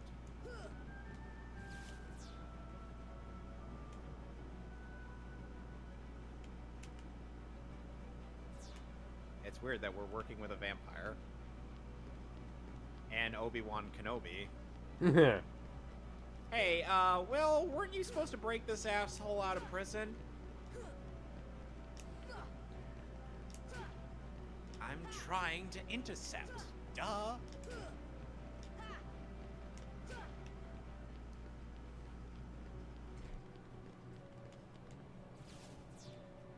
Jack Sparrow, if you please. I kind of have to, like I said, I gotta turn this down because the Pirates theme. God damn it, Hans Zimmer. By the way, you know how in the original movie they mentioned like a bit of alcoholism that was touched upon in the film. Yeah. Well, they kind of omitted that in this game since it's an E10 and up game. But they do still mention in potential prostitution. And they called it pleasurable company. I mean, come on, let's be real here. They're pirates. Having a moral compass isn't exactly,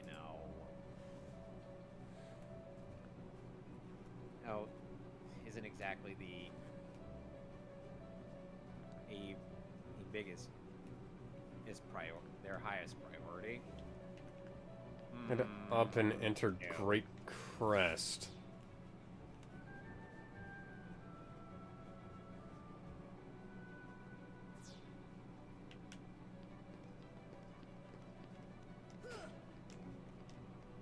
And no, I'm not going to have Jack join my party because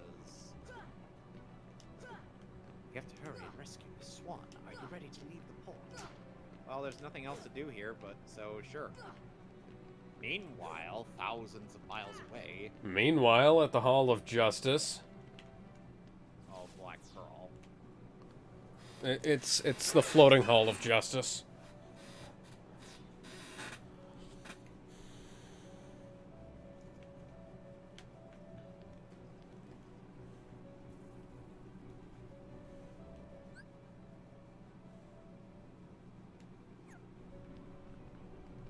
bitch. You're in a ghost story.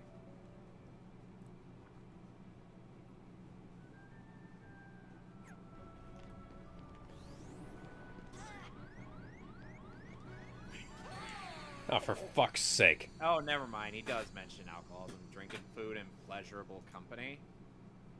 Yeah, that's kind of what gave this game the E10 and up rating.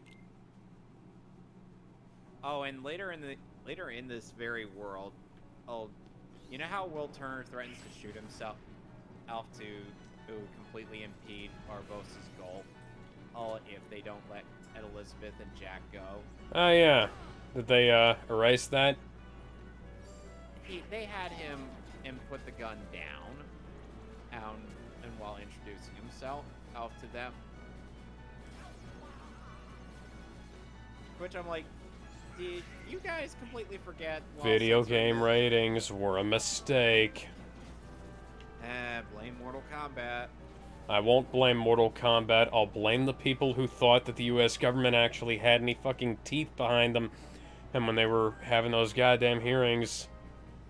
Well, let's also not forget that Sub-Zero ripping a guy's head with the spine out of his body, it kind of had something to do with it. Not really. Let's be real here. The thing, like, if by the time all of this went down, the video game industry literally could have and should have just told everyone to go fuck themselves.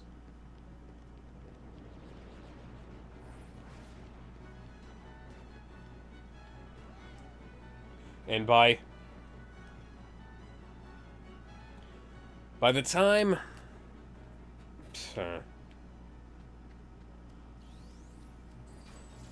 By the way, oh, and also there's supposed to be like a... By the time of this game, the ESRB should have been fucking disbanded. The fact that they're still around, that is absurd. The fact that the MPAA is still around is absurd.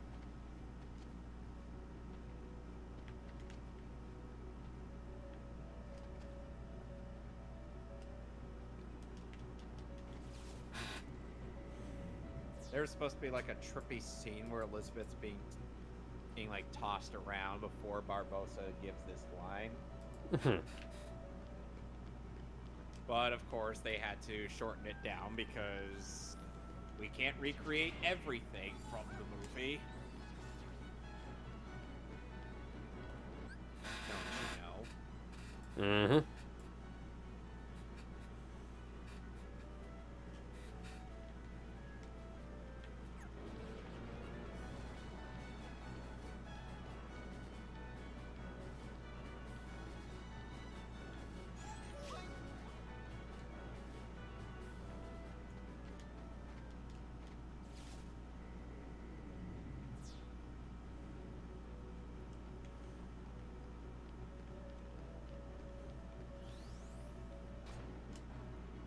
Let's go back up to the top of the deck. Collect. Alright, let's talk to Jack. I'm trying to see if I can sequence break here. You can't.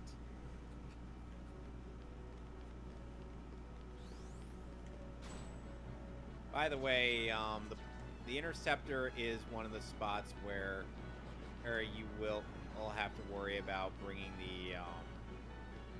bringing Barbossa's crew into the light. I do the almost. fact that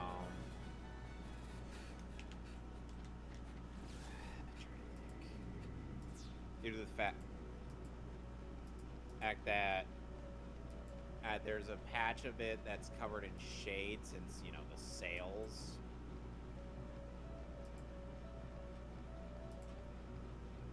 Isla de Muerte? Is it Muerta?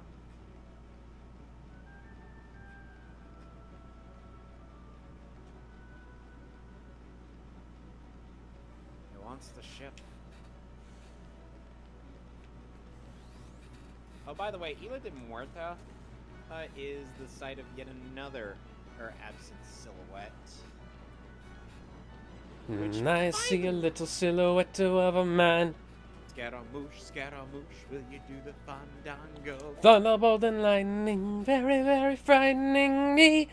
Galileo, Galileo, Galileo, Galileo.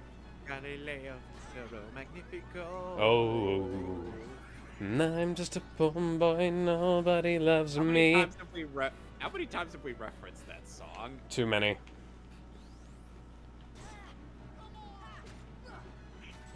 course.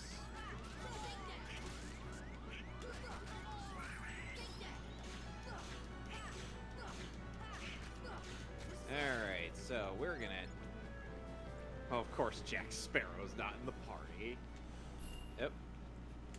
Speaking of which, hello. Hello there, my friend.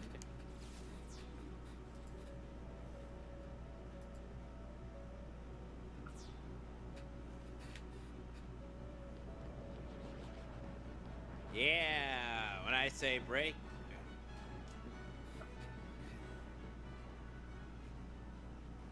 I say break, you say the curse. Break the curse. Break the curse. Break the curse. Break the curse. Give me an A. Give me an R. Give me an R. Give me an R. What's that spell? What's that spell? What's that spell? R.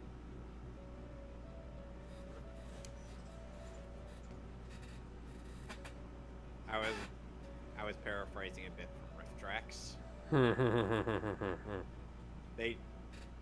There was a constant running joke of them commenting on the fact that Keira Knightley isn't as voluptuous as most people would imagine. I constantly get her and Natalie Portman confused. Why? Probably solely because of Star Wars.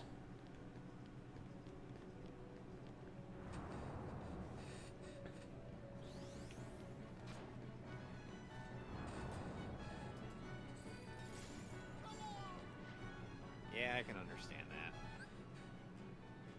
Oh, hi, Will and Elizabeth. Okay. Where's Jack? Oh, good. Music I could actually have on this. Yeah, about that, Jack is kind of knocked the fuck out. Hey, guys, come here for a second. We just want to talk to you.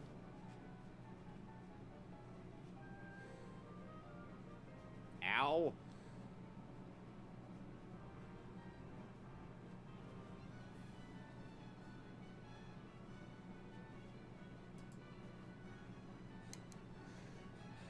I swear, thunder does so much damage to these guys.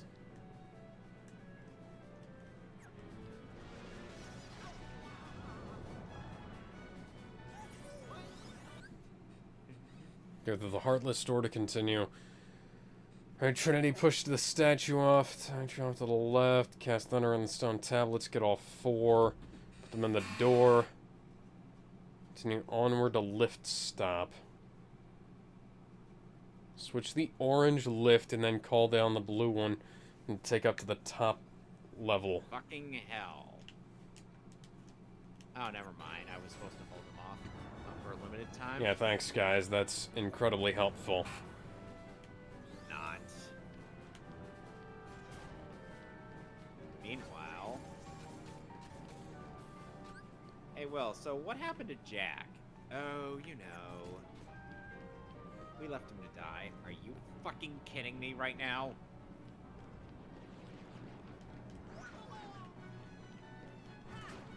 What blood? This game doesn't have blood. Why is this rendered in 60 frames? Probably because they remembered to make it work or something. Oh, for fuck's sake. He knocked him out with an oar.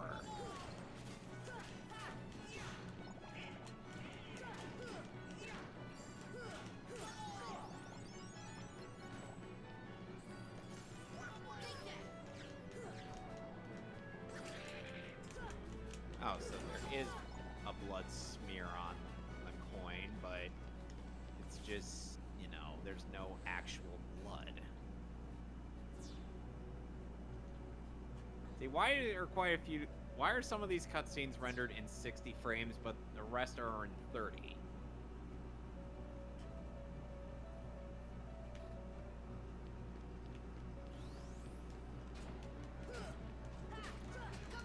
Bitch be gone. That sounds like an ad from an old SNL skit back when SNL was good. What? Bitch be gone. I've just heard that phrase a few times, to which I'm like, Head out yeah. to the castle gates. Oh, there we are. By the way, That's Alex, me being you're gonna- stupid. By the way, Alex, at some point, I mean, you're gonna end up getting into a fight with you're gonna end up getting into a fight with Maleficent, and the first fight is not that hard, but the second fight is, you've seen me express my frustration for that particular instance. Yes. Also, where's the rest of the fucking crew? I only see Will here, but where's the rest? Will and Elizabeth are the only... Will, Elizabeth, and Jack are the only good guys here. Where's the rest of the fucking crew? Where's Zoe Saldana? We didn't have enough room on the disc to render all of them.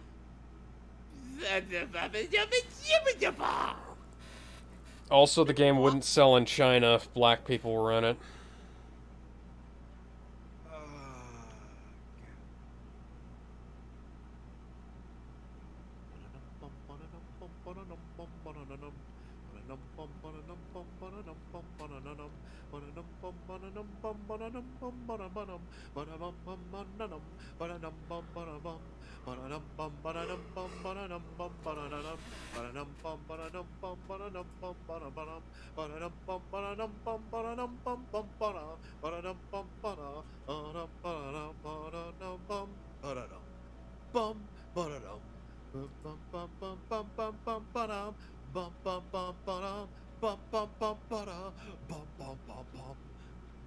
Is it weird that I actually know a lot of that theme by memory? No, because everybody listens to that theme on repeat because it's fucking awesome.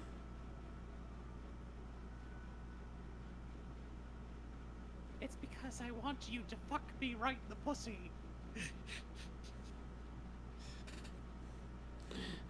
And I would do... And he eventually does get to have sex with her and have a child. Pirates 5 is stupid, but it's not stupider than the concept of what Margot they're... Robbie replacing Johnny Depp. Yeah. So, Jack, you know, it's almost like Jack is the main character for a reason. Well, here's the thing. Jack was kind of a side character in Pirates 1. Well, yeah, but the thing is... Very entertaining side character. Or Will and Elizabeth were the main characters of the first Pirates. I'm just saying, like...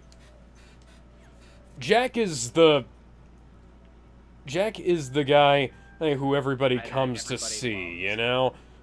Well, like, you don't come there for Will and Elizabeth. You don't come to the... Oh, hi! You don't come to the movie for any of the background characters and side shit.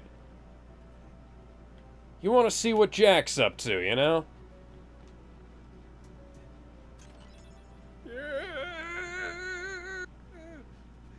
I love the bit where he's being chased by the natives in the second movie after Will's like, I'm not leaving Jack behind, and Jack's like, eh.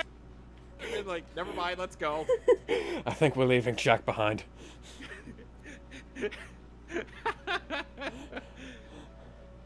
Sorry, Jack! Get back here, you wankers! That's my ship!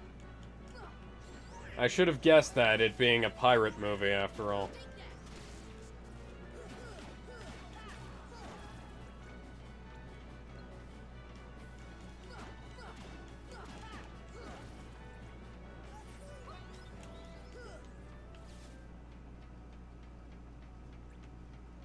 Oh.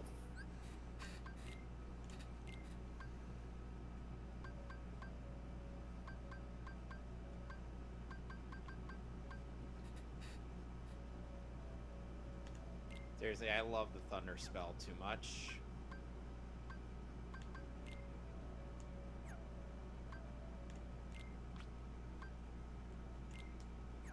Also, the Interceptor survives this excursion, No, right? as opposed to, you know, the Interceptor sinking. Okay. Elizabeth, you're gonna have to stay here while we, the dudes who actually can do something at this point in time, I will try to save Will Turner. Rick Riordan declares Percy Jackson race swaps were 100% my choice, my decisions, and I could not be happier with how things are going. Okay. Why You know, like can't I remove Jack? Like I said, back when,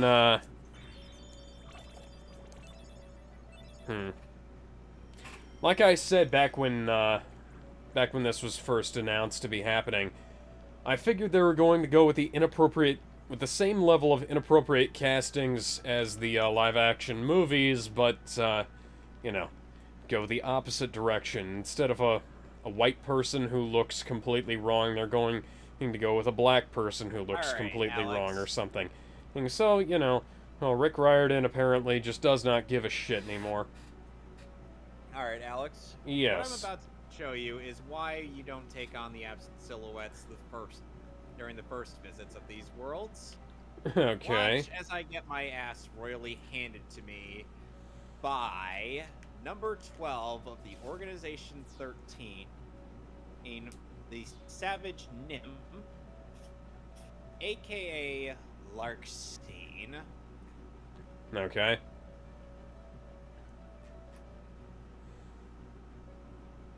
She was in my recap that I DM'd to you in. Wow. Already going for the kill, huh?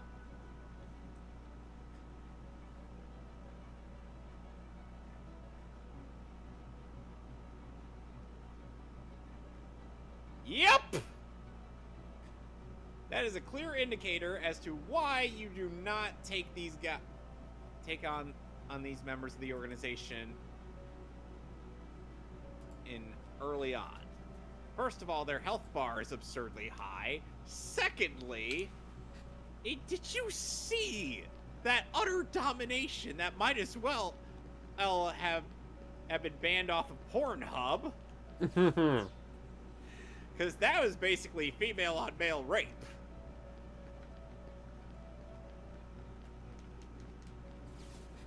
And she took on all three of us at the same time. Next, she's going to tell us how she took an entire Battle Ball team at the same time. Oh my god. Oh my god. Yeah. Anyway. Yeah, I accidentally left it in Pirates music. And the copyright claims will be coming soon. I look forward to that.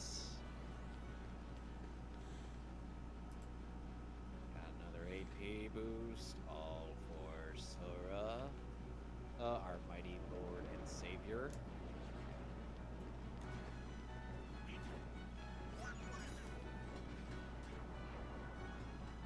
Come fly with me. Let's fly, we'll fly away. By the way, if you could use some exotic booze. By the way, it is advisable to take out the take out the It's with Dynamite. Line with Dynamite due to the fact that, well, you got more area, you got more light. Oh. Well, game, I'm guessing you're feeling quite generous about giving Sora all the AP boosts he could possibly need. Heal. I'm a bouncing boy. Not like Bouncing Boy from Legion of Superheroes. Hmm. What the fuck kind of name is Bouncing Boy? Like Absorption Lad or whatever the hell it was. Well, then again, the only really decent names were Saturn Girl, Phantom Girl, and Brainiac 5. At least with the last one, you could rule out the fact that he's a successor, or that the Kaluans weren't really all that creative.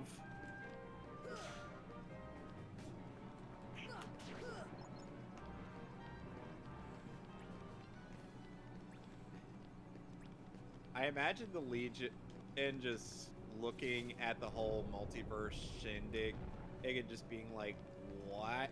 Like, did we do this? It's like, what the fuck? And Brainiac 5 being like, we couldn't have done this. We didn't cause a paradox. We explicitly did not. Yes, we made sure that Superman's memories of these events did not happen. Were erased. Is therefore, or he could not have remembered us. And he's been monitoring Connor the entire time. So that ended up being. So they're like, yeah, you couldn't have said anything.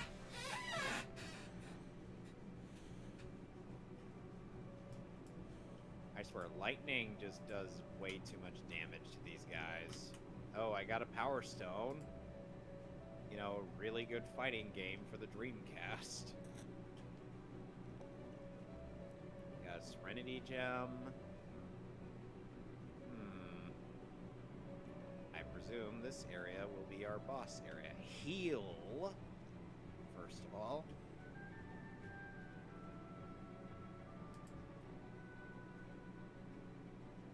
So how do you imagine Saturn Girl all just trying to take the fact that, in my version, Brainiac 5 has a obvious crush on her, but doesn't know how to express it?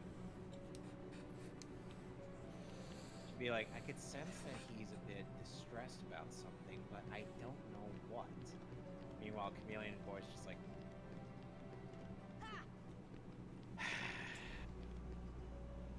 you both are dense. You know what I mean? Mm-hmm. He's like, no wonder, or he has a thing for you. You're just as dense as he is, and he has a 12th level intellect. You are mutually moron sexual.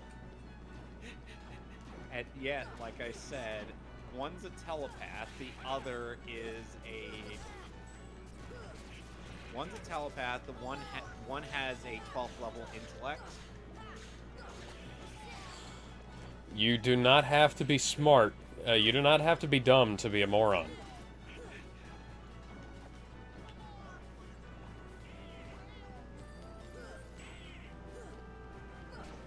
Goofy too.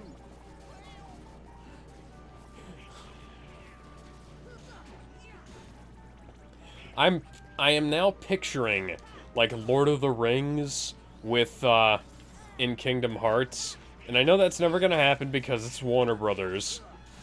But I want it to, because I want to see that scene from Fellowship where it's like you have my sword and my bow and my axe. And I want to hear Goofy say, and my shield. Oh no.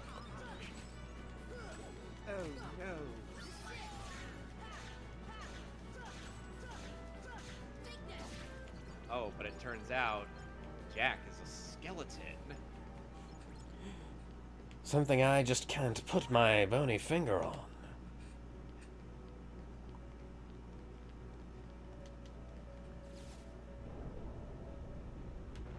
Yeah, see, these cutscenes are rendered in 30 FPS, but the earlier cutscene, some of the earlier cutscenes were rendered in 60. That's weird.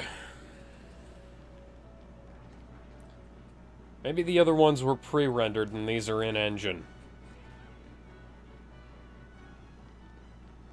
Oh goody, music I could actually showcase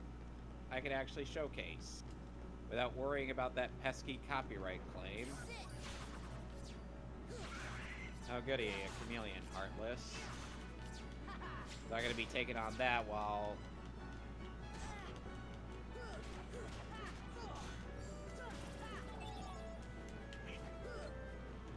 Let's see, where are you? There you are, you bastard.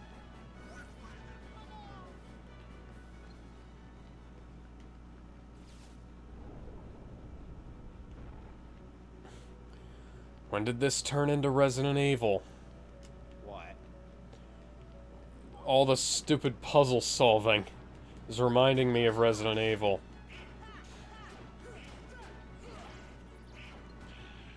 I'm just breezing through this boss fight with Wisdom Form.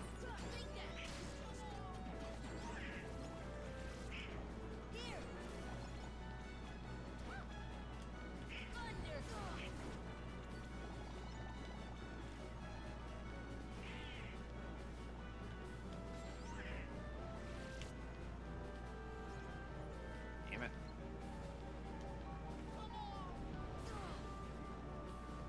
Fuck.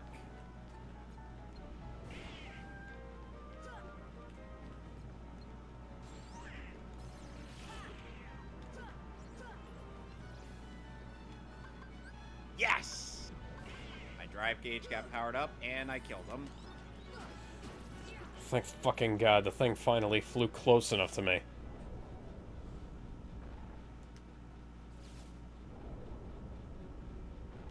Run away! Run away like a total coward!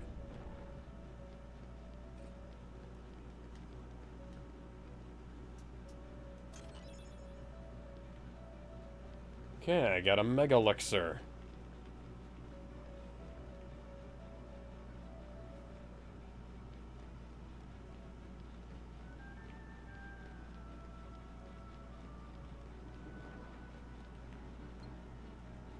Here! Thunder!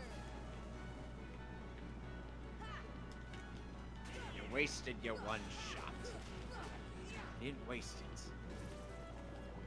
Ruh-roh, Raggy.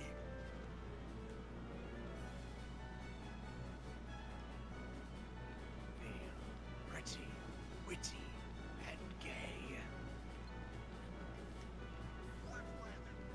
He'll be back in the next game. As a good guy, for once. We'll be completely skipping the plot of Dead Man's Chest and going straight to At World's End. Yes. I wish I was kidding about that.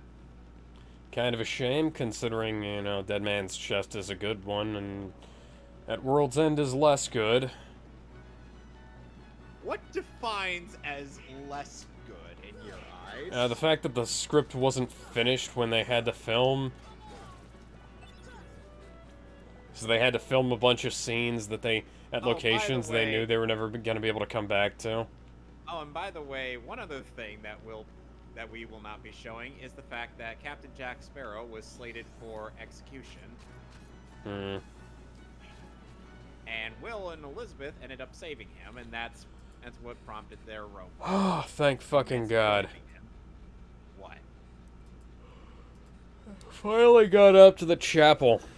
I see the path. Oh dear, you're fighting Maleficent. Mm-hmm. The keyhole to the dark. Unlock it. And the heart Yes, will she's Mm, thinking excuse about me? Kyrie, What do I care? The dark. and Jack's compass is somehow the way to seal the I will is the use way its to power to rule all who worlds. interact with the Such keyhole. confidence. Recycled animation, no jutsu. Oh. Ah. Impossible. The I princess's don't- heart I'm not sure what it is about It must be her. the Japanese version of Naruto just always like having X no jutsu. Without her heart, Is it like a thing in Japan or she'll something? never be able to release her power. Is what? Is the whole X no jutsu thing ain't like a thing in Japan or something? Outside of Naruto, not really, but kind of. You stay here and guard the princesses.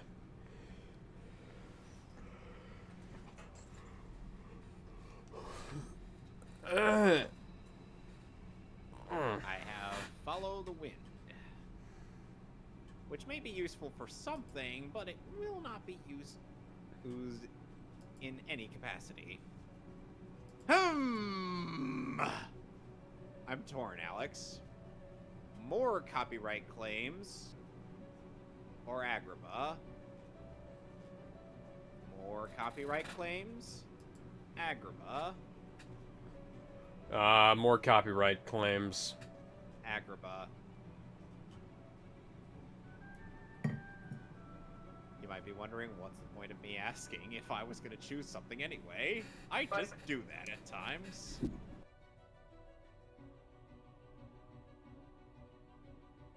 Oh, and by the way, since our drive gauge is powered up, that means we got to do more drive level grinding. Ooh, I love this one. Why does it sound like something out of Sonic Colors? Do you think Ink, the composer for Sonic Colors, might have sampled a bit from this game?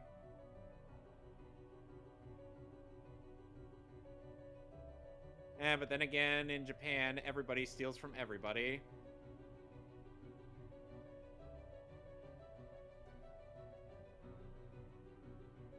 Isn't that right, Alex? Yes, well, that's true in pop culture the world over. Nothing is original under the sun.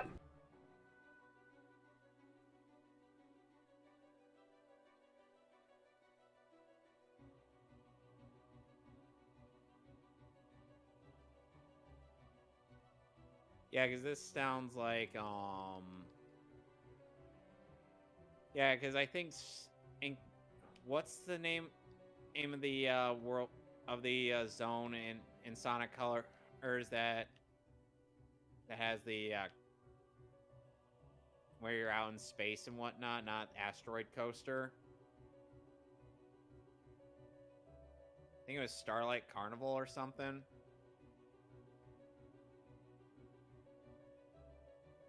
Yeah, Starlight Carnival was what it was. Yeah, but then again, at least they're sampling from Yoko Shimomura, so they're at least sampling from a good composer. What?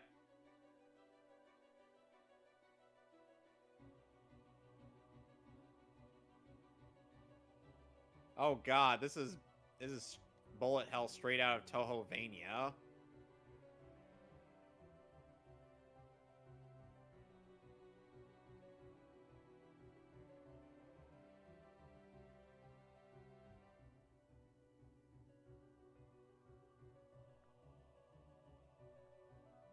Oh goody, I killed it. Alright. Sorry about that, I had to talk to my mom about something. What was it? It's just not really that important. I mean, it is, but Fair it's enough. not important to this. Not really something I want to discuss on here, if I can help it. That makes sense. I'm afraid you're too late, blah blah blah. Let me guess, you died. The final keyhole will be unsealed. I don't want to take off your chastity belt, Maleficent. What is this? Look, Alex, what is this? look, Angelina, I'm like 12. I don't know what the hell this He's is. 14. Okay. Hey, I'm 14. I kind of know what this is, but it's you're kind of old. Okay, let's see. And you kind of chopped off your boobs a few years ago, so you know. Well, I'm not really into that.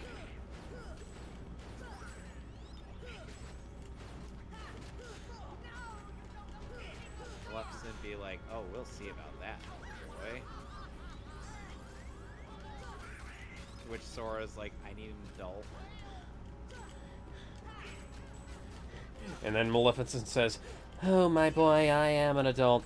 Yeah, that's the problem.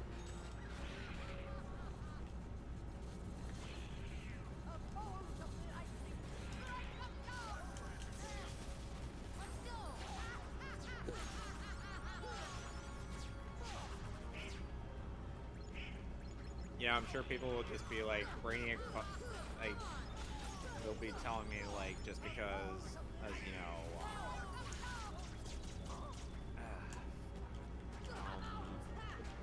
just because, Saturn girls with, Mon-El, LAV, like, what about Mon-El? I'm like, what about him? Yeah, nobody cares.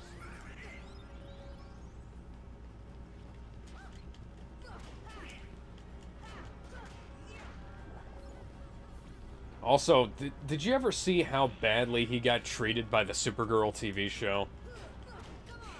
Yeah, let's not have that in there. Yeah, that show was fucking shit, and their treatment of him was even worse. Like, Superman gave him that fucking name, you know? Yeah. And then they just had it as his name and for no Brainiac- reason. Oh, and there's a female version of Brainiac 5 in that show, because of course there is. They couldn't have called her Brainiac 69 or something? Or at least Brainiac 63. Okay, that's better.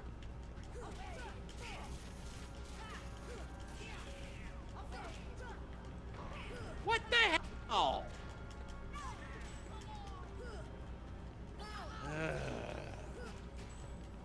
I'm really trying here, guys. Ow. But those fucking cards.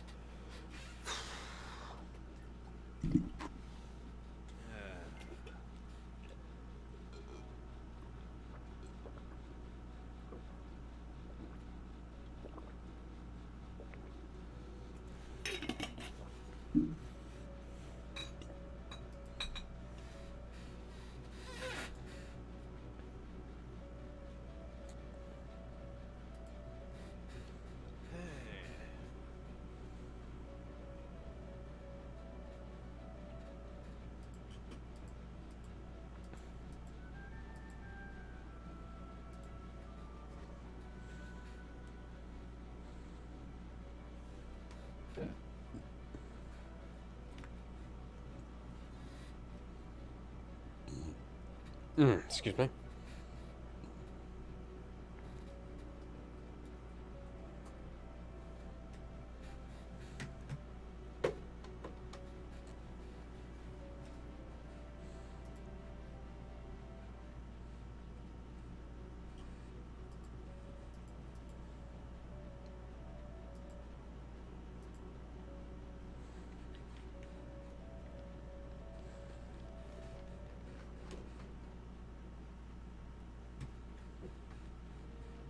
I'm afraid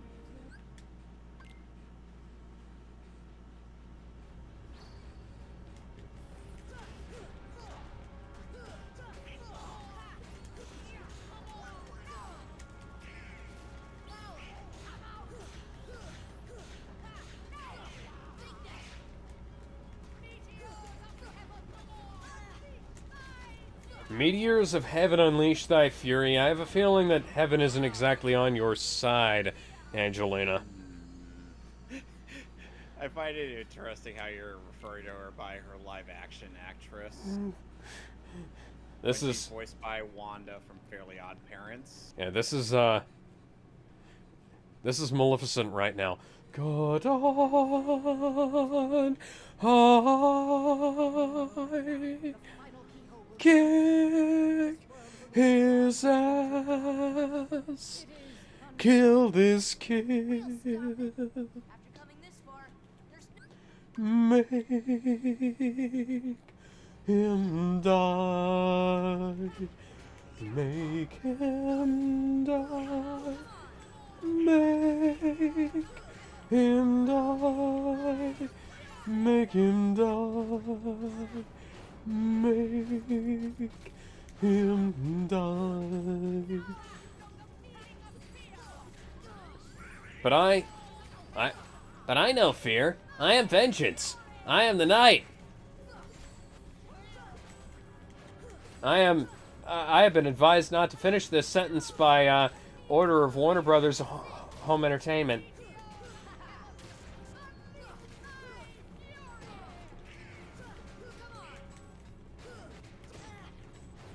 All right.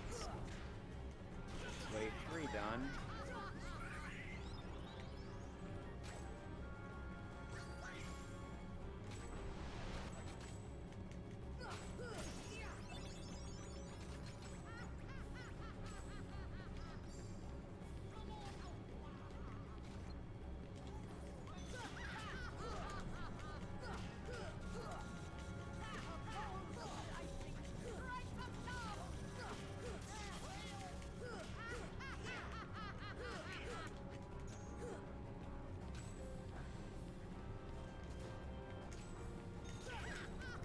So, did you ever watch the live-action Maleficent movies?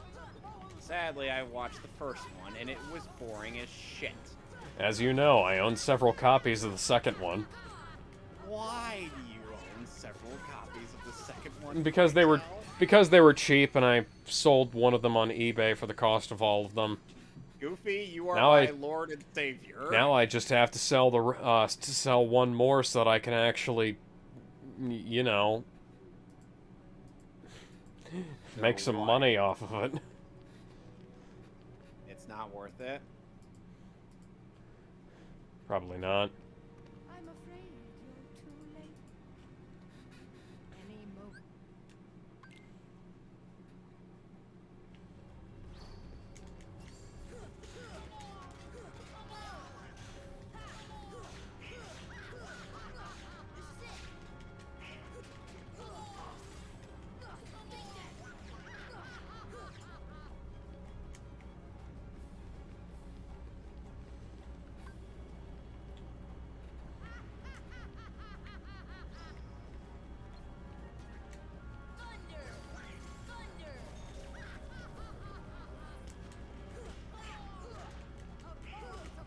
I wish I could grind up my drive gauge, but I can't use it.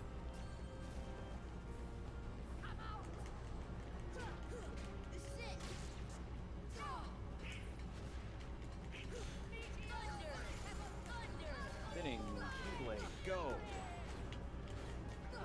Semi-final match. Ow!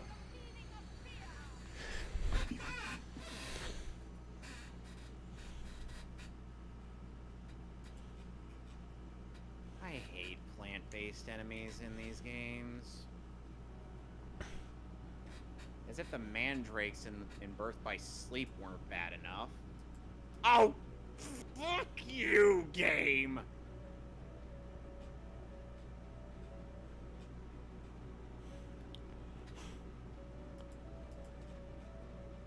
Now I gotta fight Squall and Yuffie.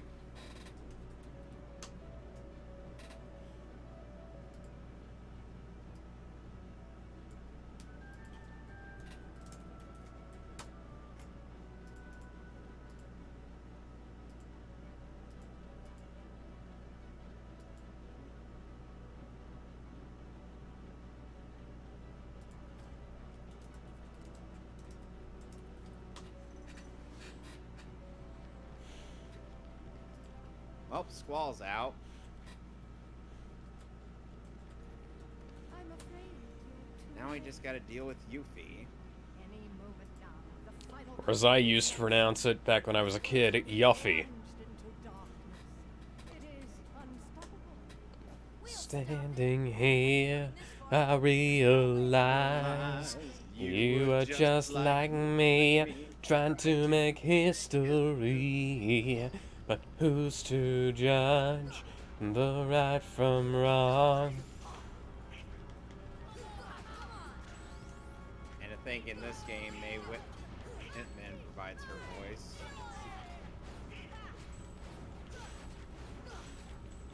So how many live-action Disney remakes have you watched?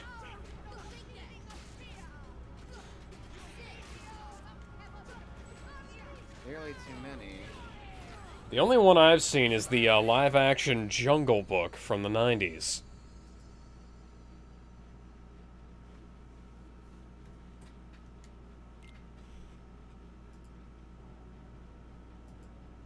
Although I do own several of them, much to my chagrin. Oh, I beat them. About damn time. I got the Pain and Panic Cup. Any moment now, the final keyhole will be unsealed. Moyakasha. Plunged into darkness. I got a It is Protect Belt unstoppable. and a Serenity We'll Gem. stop it. After coming this far, there's no way we're gonna let that. And I got a slice of bacon. Don't ask me how I got that slice of bacon.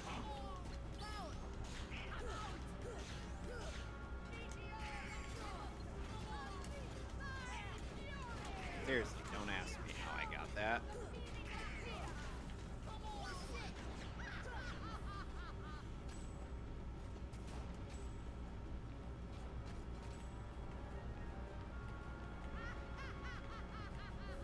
All right.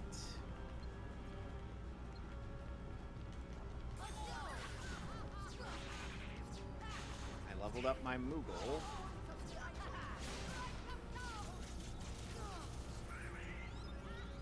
Alright, now let's actually start Agrabah.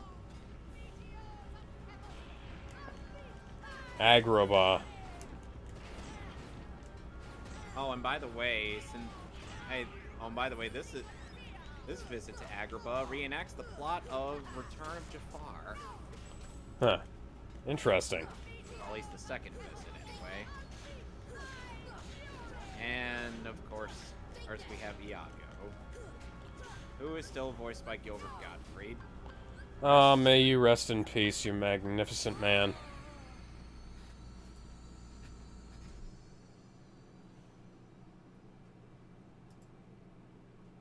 Well, they're getting... Sora, what leap in logic was that?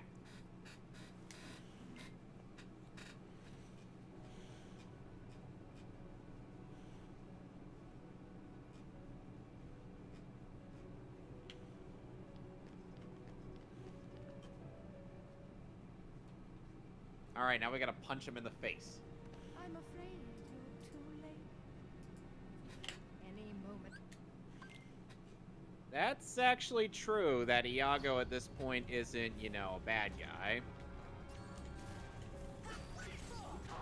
Funnily enough, at the end of the third Aladdin movie, he ends up going off with Aladdin's dad, Huh. voiced by Gimli. John Rhys Davies.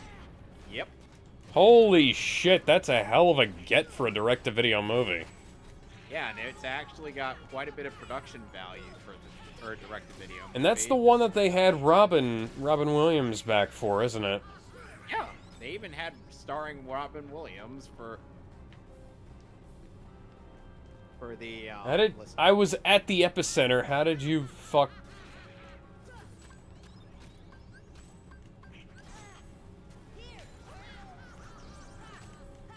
Oh, now, I just turned into Donald Duck. What? Not like the voice, but in like I used a healing item at the wrong time. Hey, come on. We're supposed to be both dual wielders. That means I have a chance of beating you. Do you remember that one time in the 2003 Clone Wars where General Grievous ended up wielding 3 lightsabers, one with his foot? That was cool. And too bad at the 08 Clone Wars series makes him into a total pussy.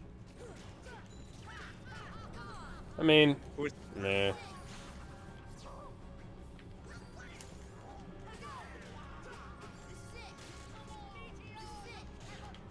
indeed, Sora.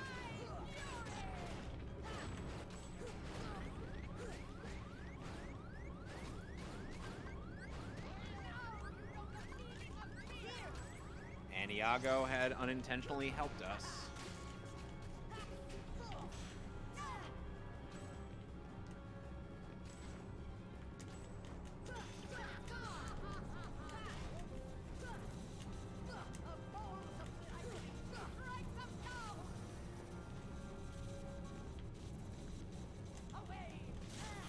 Perfect.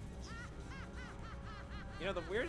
It's interesting knowing the fact that Gilbert Gottfried ended up voicing Mr. Mixel-Spitalik. That man had a career that most people, well, can only dream about. Voicing so many iconic characters. With the, even with one voice can make a difference.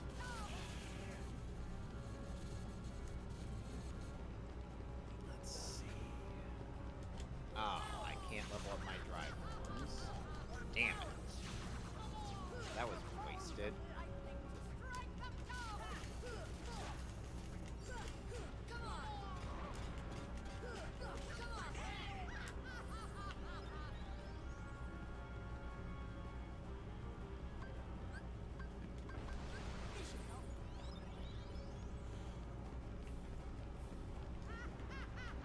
Oh, and, one thing I'm wondering. Well, obviously, I wouldn't dream of replacing Adam Willie for, Brainiac 5, but is there anyone you would imagine for Saturn Girl and, Chameleon Boy? Not really.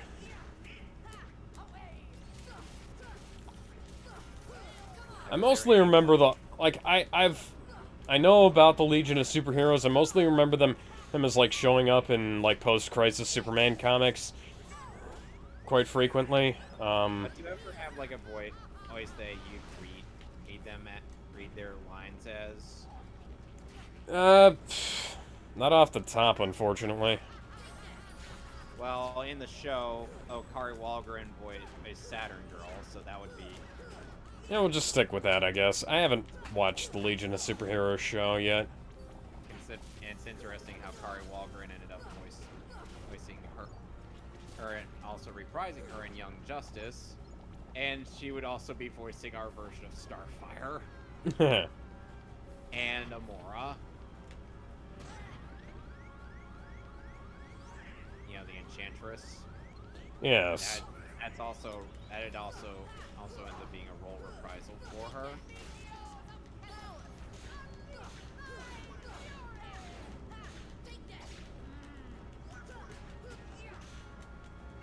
And as for Chameleon Boy, and Melissa Joan Hart voiced Saturn Girl in Superman the Animated Series. Melissa Joan Hart, aka Sabrina the Teenage Witch. Who also put on the worst old lady voices ever for Sabrina the Animated Series. Oh dear.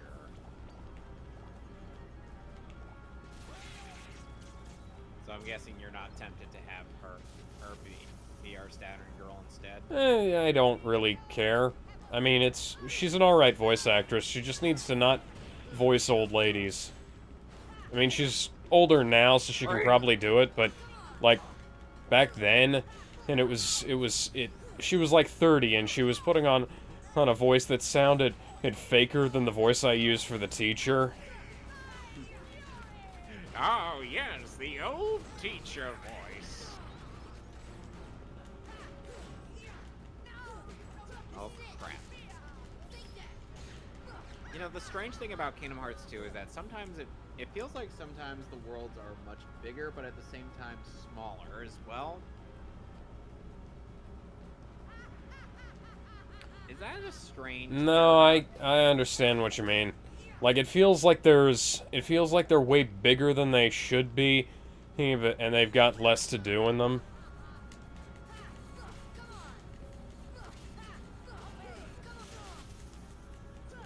Oh, god damn it. What did you? Donald, you're fucking useless.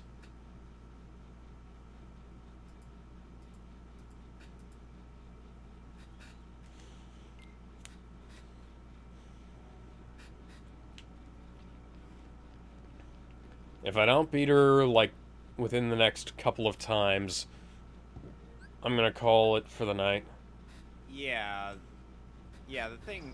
Yeah, Maleficent is somewhat difficult in her human form, but she's even more difficult in her dragon form. Yay.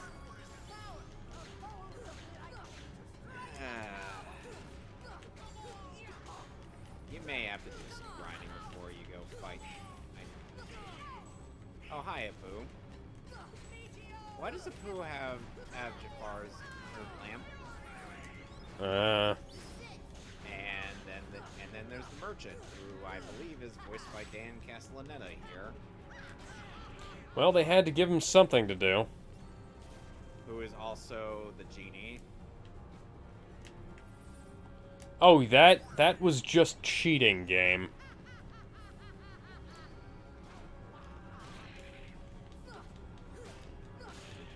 You gotta take down the rock, so she'll get off her high horse. I know, but I was floating above it, and then the game shunted me away. The game said no. Game says no. Yeah, Boo's a kleptomaniac. What is it? What is it, boy? Wait, is it a clam? Is it a giant clam? What's that? Little Timmy stuck down the well.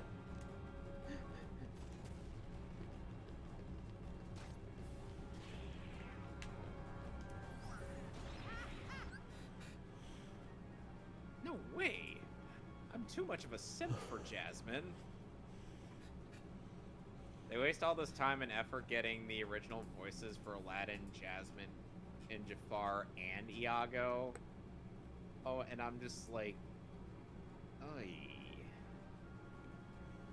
The things that some of these that Disney will do sometimes.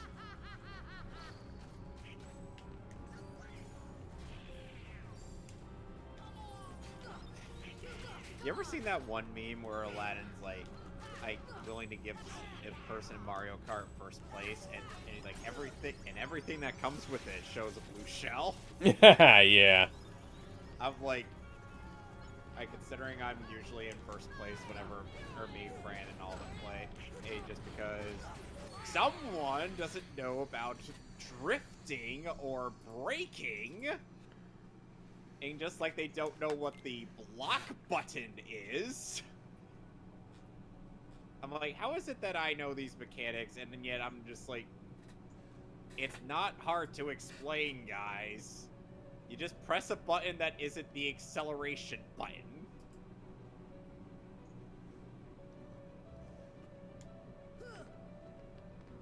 Like, I know they're good at a lot of other games, and they've kicked my ass in a bunch of stuff, including WWE, where I've screamed my head off playing that just because I got so frustrated. I'm like, get up, you idiot!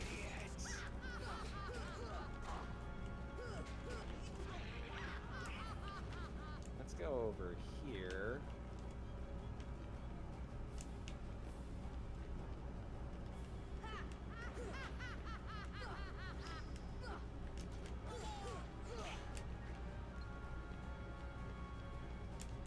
Ah, there we go.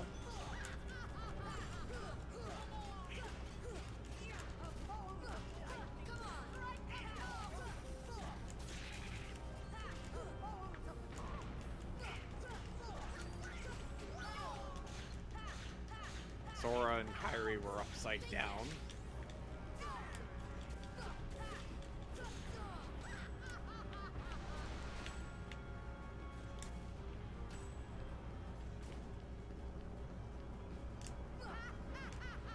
Come on. Come on, give me the prize. I am the one, the only one. And I am the God of Kingdom Come. Give me the prize. See, yeah, I know you well enough.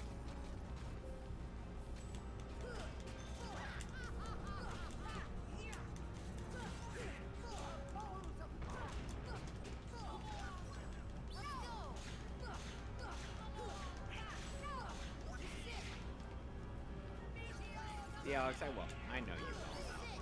Yes, yes, you do.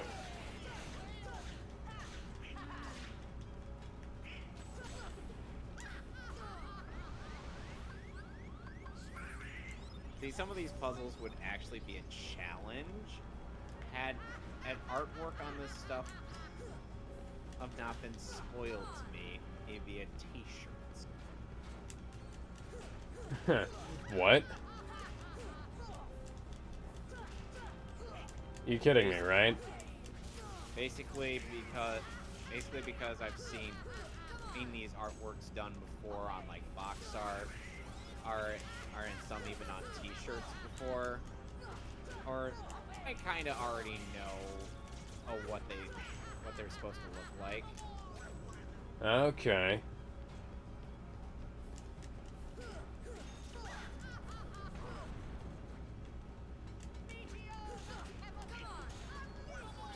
Donald, I don't think you have it. In fact, I have zero confidence in you having it.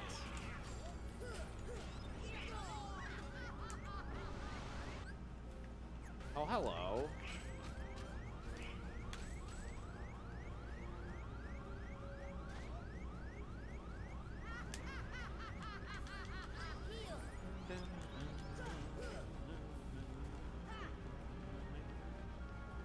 Peddler shop isn't this way.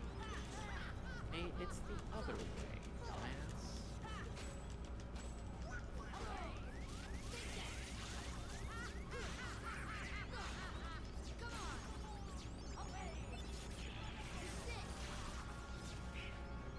Peddler shop isn't this way, it's this way.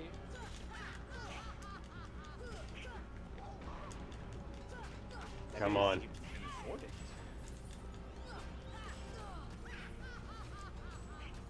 Donald, shut the fuck up. Nobody can understand you anyway. Without subtitles, we can't hope to understand you.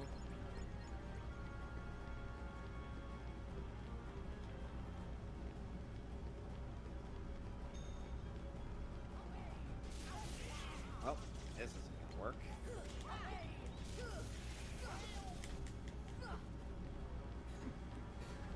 You mean the Sultan that's off screen because, you know, what unfortunately happened to the original voice of the Sultan? Because he had passed away between Aladdin and 1 and Aladdin 2. Yeah. So that's why they had to remove him until they replaced him in Aladdin 3. Come on. Hey, I know the truth. I speak the truth. I speak to the trees. That is not fair game. What is not fair, Mr. Alex? Please tell us. Tell the Lorax how you feel. Oh, the game just... me jumping over top of the whirling disc. And the game shunting me away to keep me from being able to stay standing above it. Come on, Sora, you can reach this. I have complete faith in your ability, more so than those idiots that you travel with.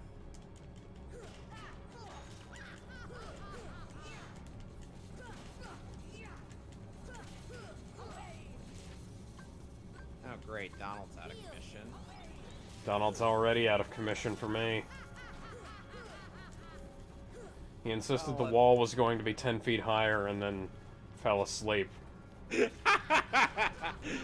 We're going to build the wall and we're going to make Angelina Jolie pay for it. He then fainted, and because Angelina Jolie, he decided to attack him with her thighs. Yes.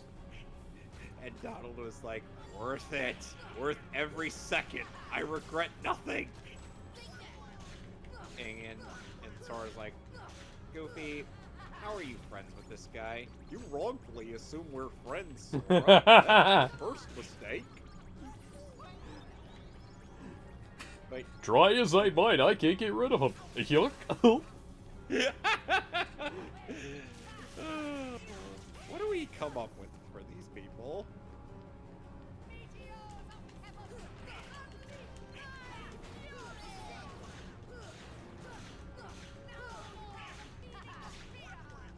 don't know. Now I know the meaning of whacking an old witch with a giant key.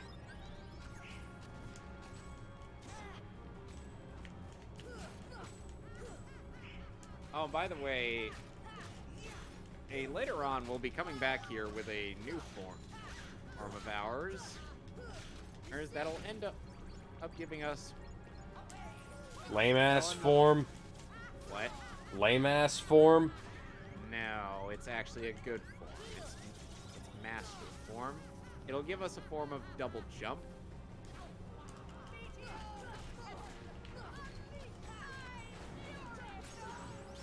And she's dead. Thank fucking God. Oh, goody.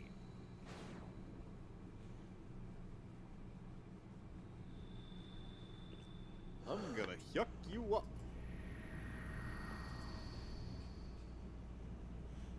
There's a sandstorm in the distance. Alright, tell me this game. Does the sandstorm go?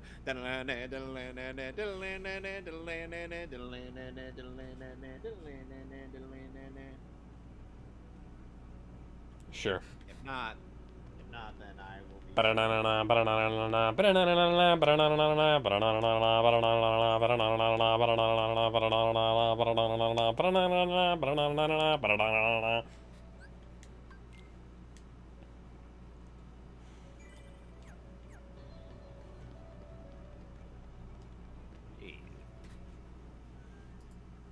Let's try to go through that sandstorm. Oh.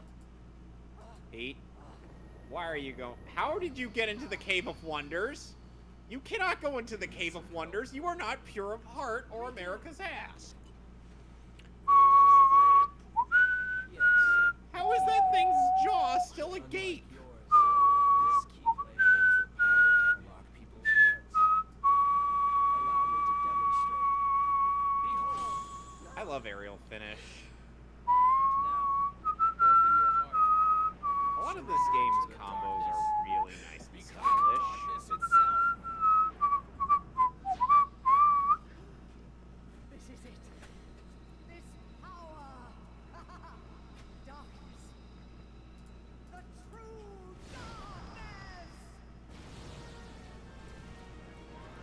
The darkness, it fills me.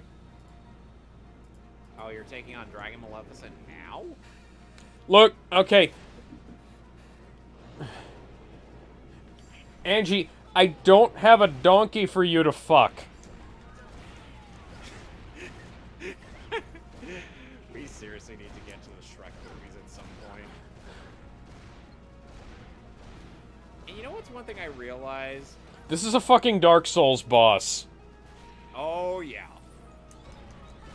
One thing I realized is that even if we were to end next year on Phase 3, I think it would end up carrying over into 2024. How do I know this? Because there were literally 11 movies in Phase 3.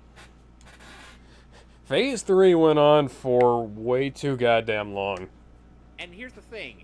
It's not even the fact that it went through quite a number of years. It's the fact that they literally released too many movies is in the span of, like, 3 years. Why Like- exactly did they... Like, 2016 only had, like, the whole 2 movies a year thing. And the last S3, that the prior 3 years had going on. And that was fine. We got both Captain America Civil War and, the much better film Doctor Strange. well, that'll be up for debate when we get to them.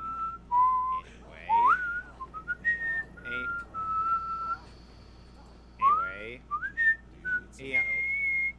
And starting with 2017 came the strange trend that Marvel decided to do, which is like 3 to 4 movies a year. Except for 2020. Which I am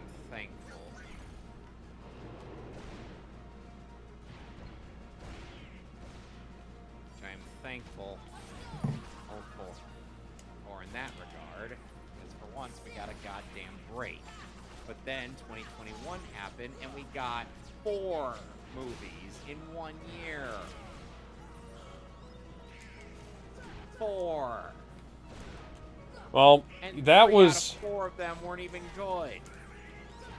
That was because they were, like, holding shit back. They delayed Black Widow and some other shit.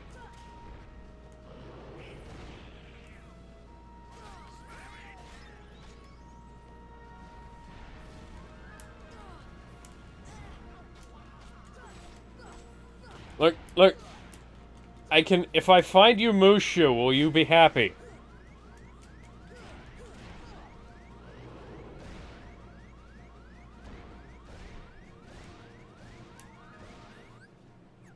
Jump, monkey, jump! You're a monkey, Derek! Dance, monkey, dance! We can dance if we want to. We can leave your friends behind. Because your friends don't dance, and if they don't dance, so they're no friends of mine. What is that even from? Safety Dance by Men Without Hats. Ah, okay. You know, Alex, I would be genuinely impressed if you were able to beat Dragon Maleficent first try. I didn't beat her first try. This is already my 3rd try. Oh, God. Yeah, that's kind of why I said you may need a grind and for that. Wanna fight a dragon? Hi, Ben. Ben, Welcome back. he's back for Look, the end. Ben, I need you to go into Milan's world for a little bit. I need you to find Mushu and bring him here. No, I can't. No, You have to can find it summon yourself, him. man. Yeah, I You need... can actually He is a summon summon. him. No, wait, no, he's actually a summon in Kingdom Hearts. Okay, Yeah, Ben. exactly. Ben, I need you to like go into Milan's world and find me the summon for Mushu so that I can... That's not how it works, man. You need to find a summon first game. Yes. I need you to do that so that we can use him to seduce Miss Jolie over here. Hang on. I'll look up the magical world of Do you get my joke? Yes. Good. I fire shotgun ice.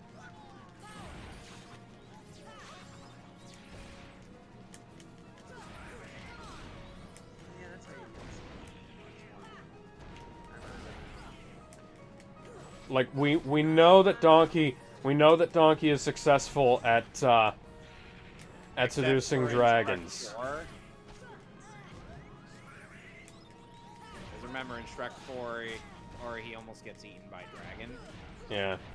We know that Donkey is successful at seducing dragons, so I figure Mushu is the closest we're going to be able to get to him in this. I think you should go to the fairy godmother for some clues. But, what's her face isn't in this game. No, she's Not the in this fairy- game. No, not the fairy godmother, the actress who plays her. Oh yeah. What was her name again? Rip. I can't remember. I think her Yeah. name was Bibbidi Bobbidi Boo. Oh, I got the Cave of Wonders map. Alright, Cave of Wonders! What? And I got another AP boost. You know what that means. Ben, if you played Kingdom Hearts 2, you know... If you played Kingdom Hearts 2, you know exactly where all the AP boosts go. Goofy, right?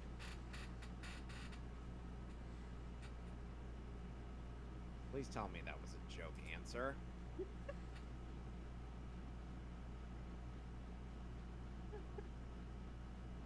It's a joke. Yes, it's a joke.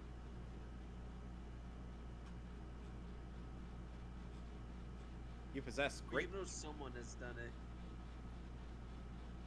Well, Alex has perished at the hands of Angelina Jolie. I think I'm about done for the night. Alright, I'm saving then. Next time on Kingdom Hearts 2, we will be continuing Agrabah and then getting into the copyright claims. So we'll see you then. Bye. Welcome to Copyright Hell.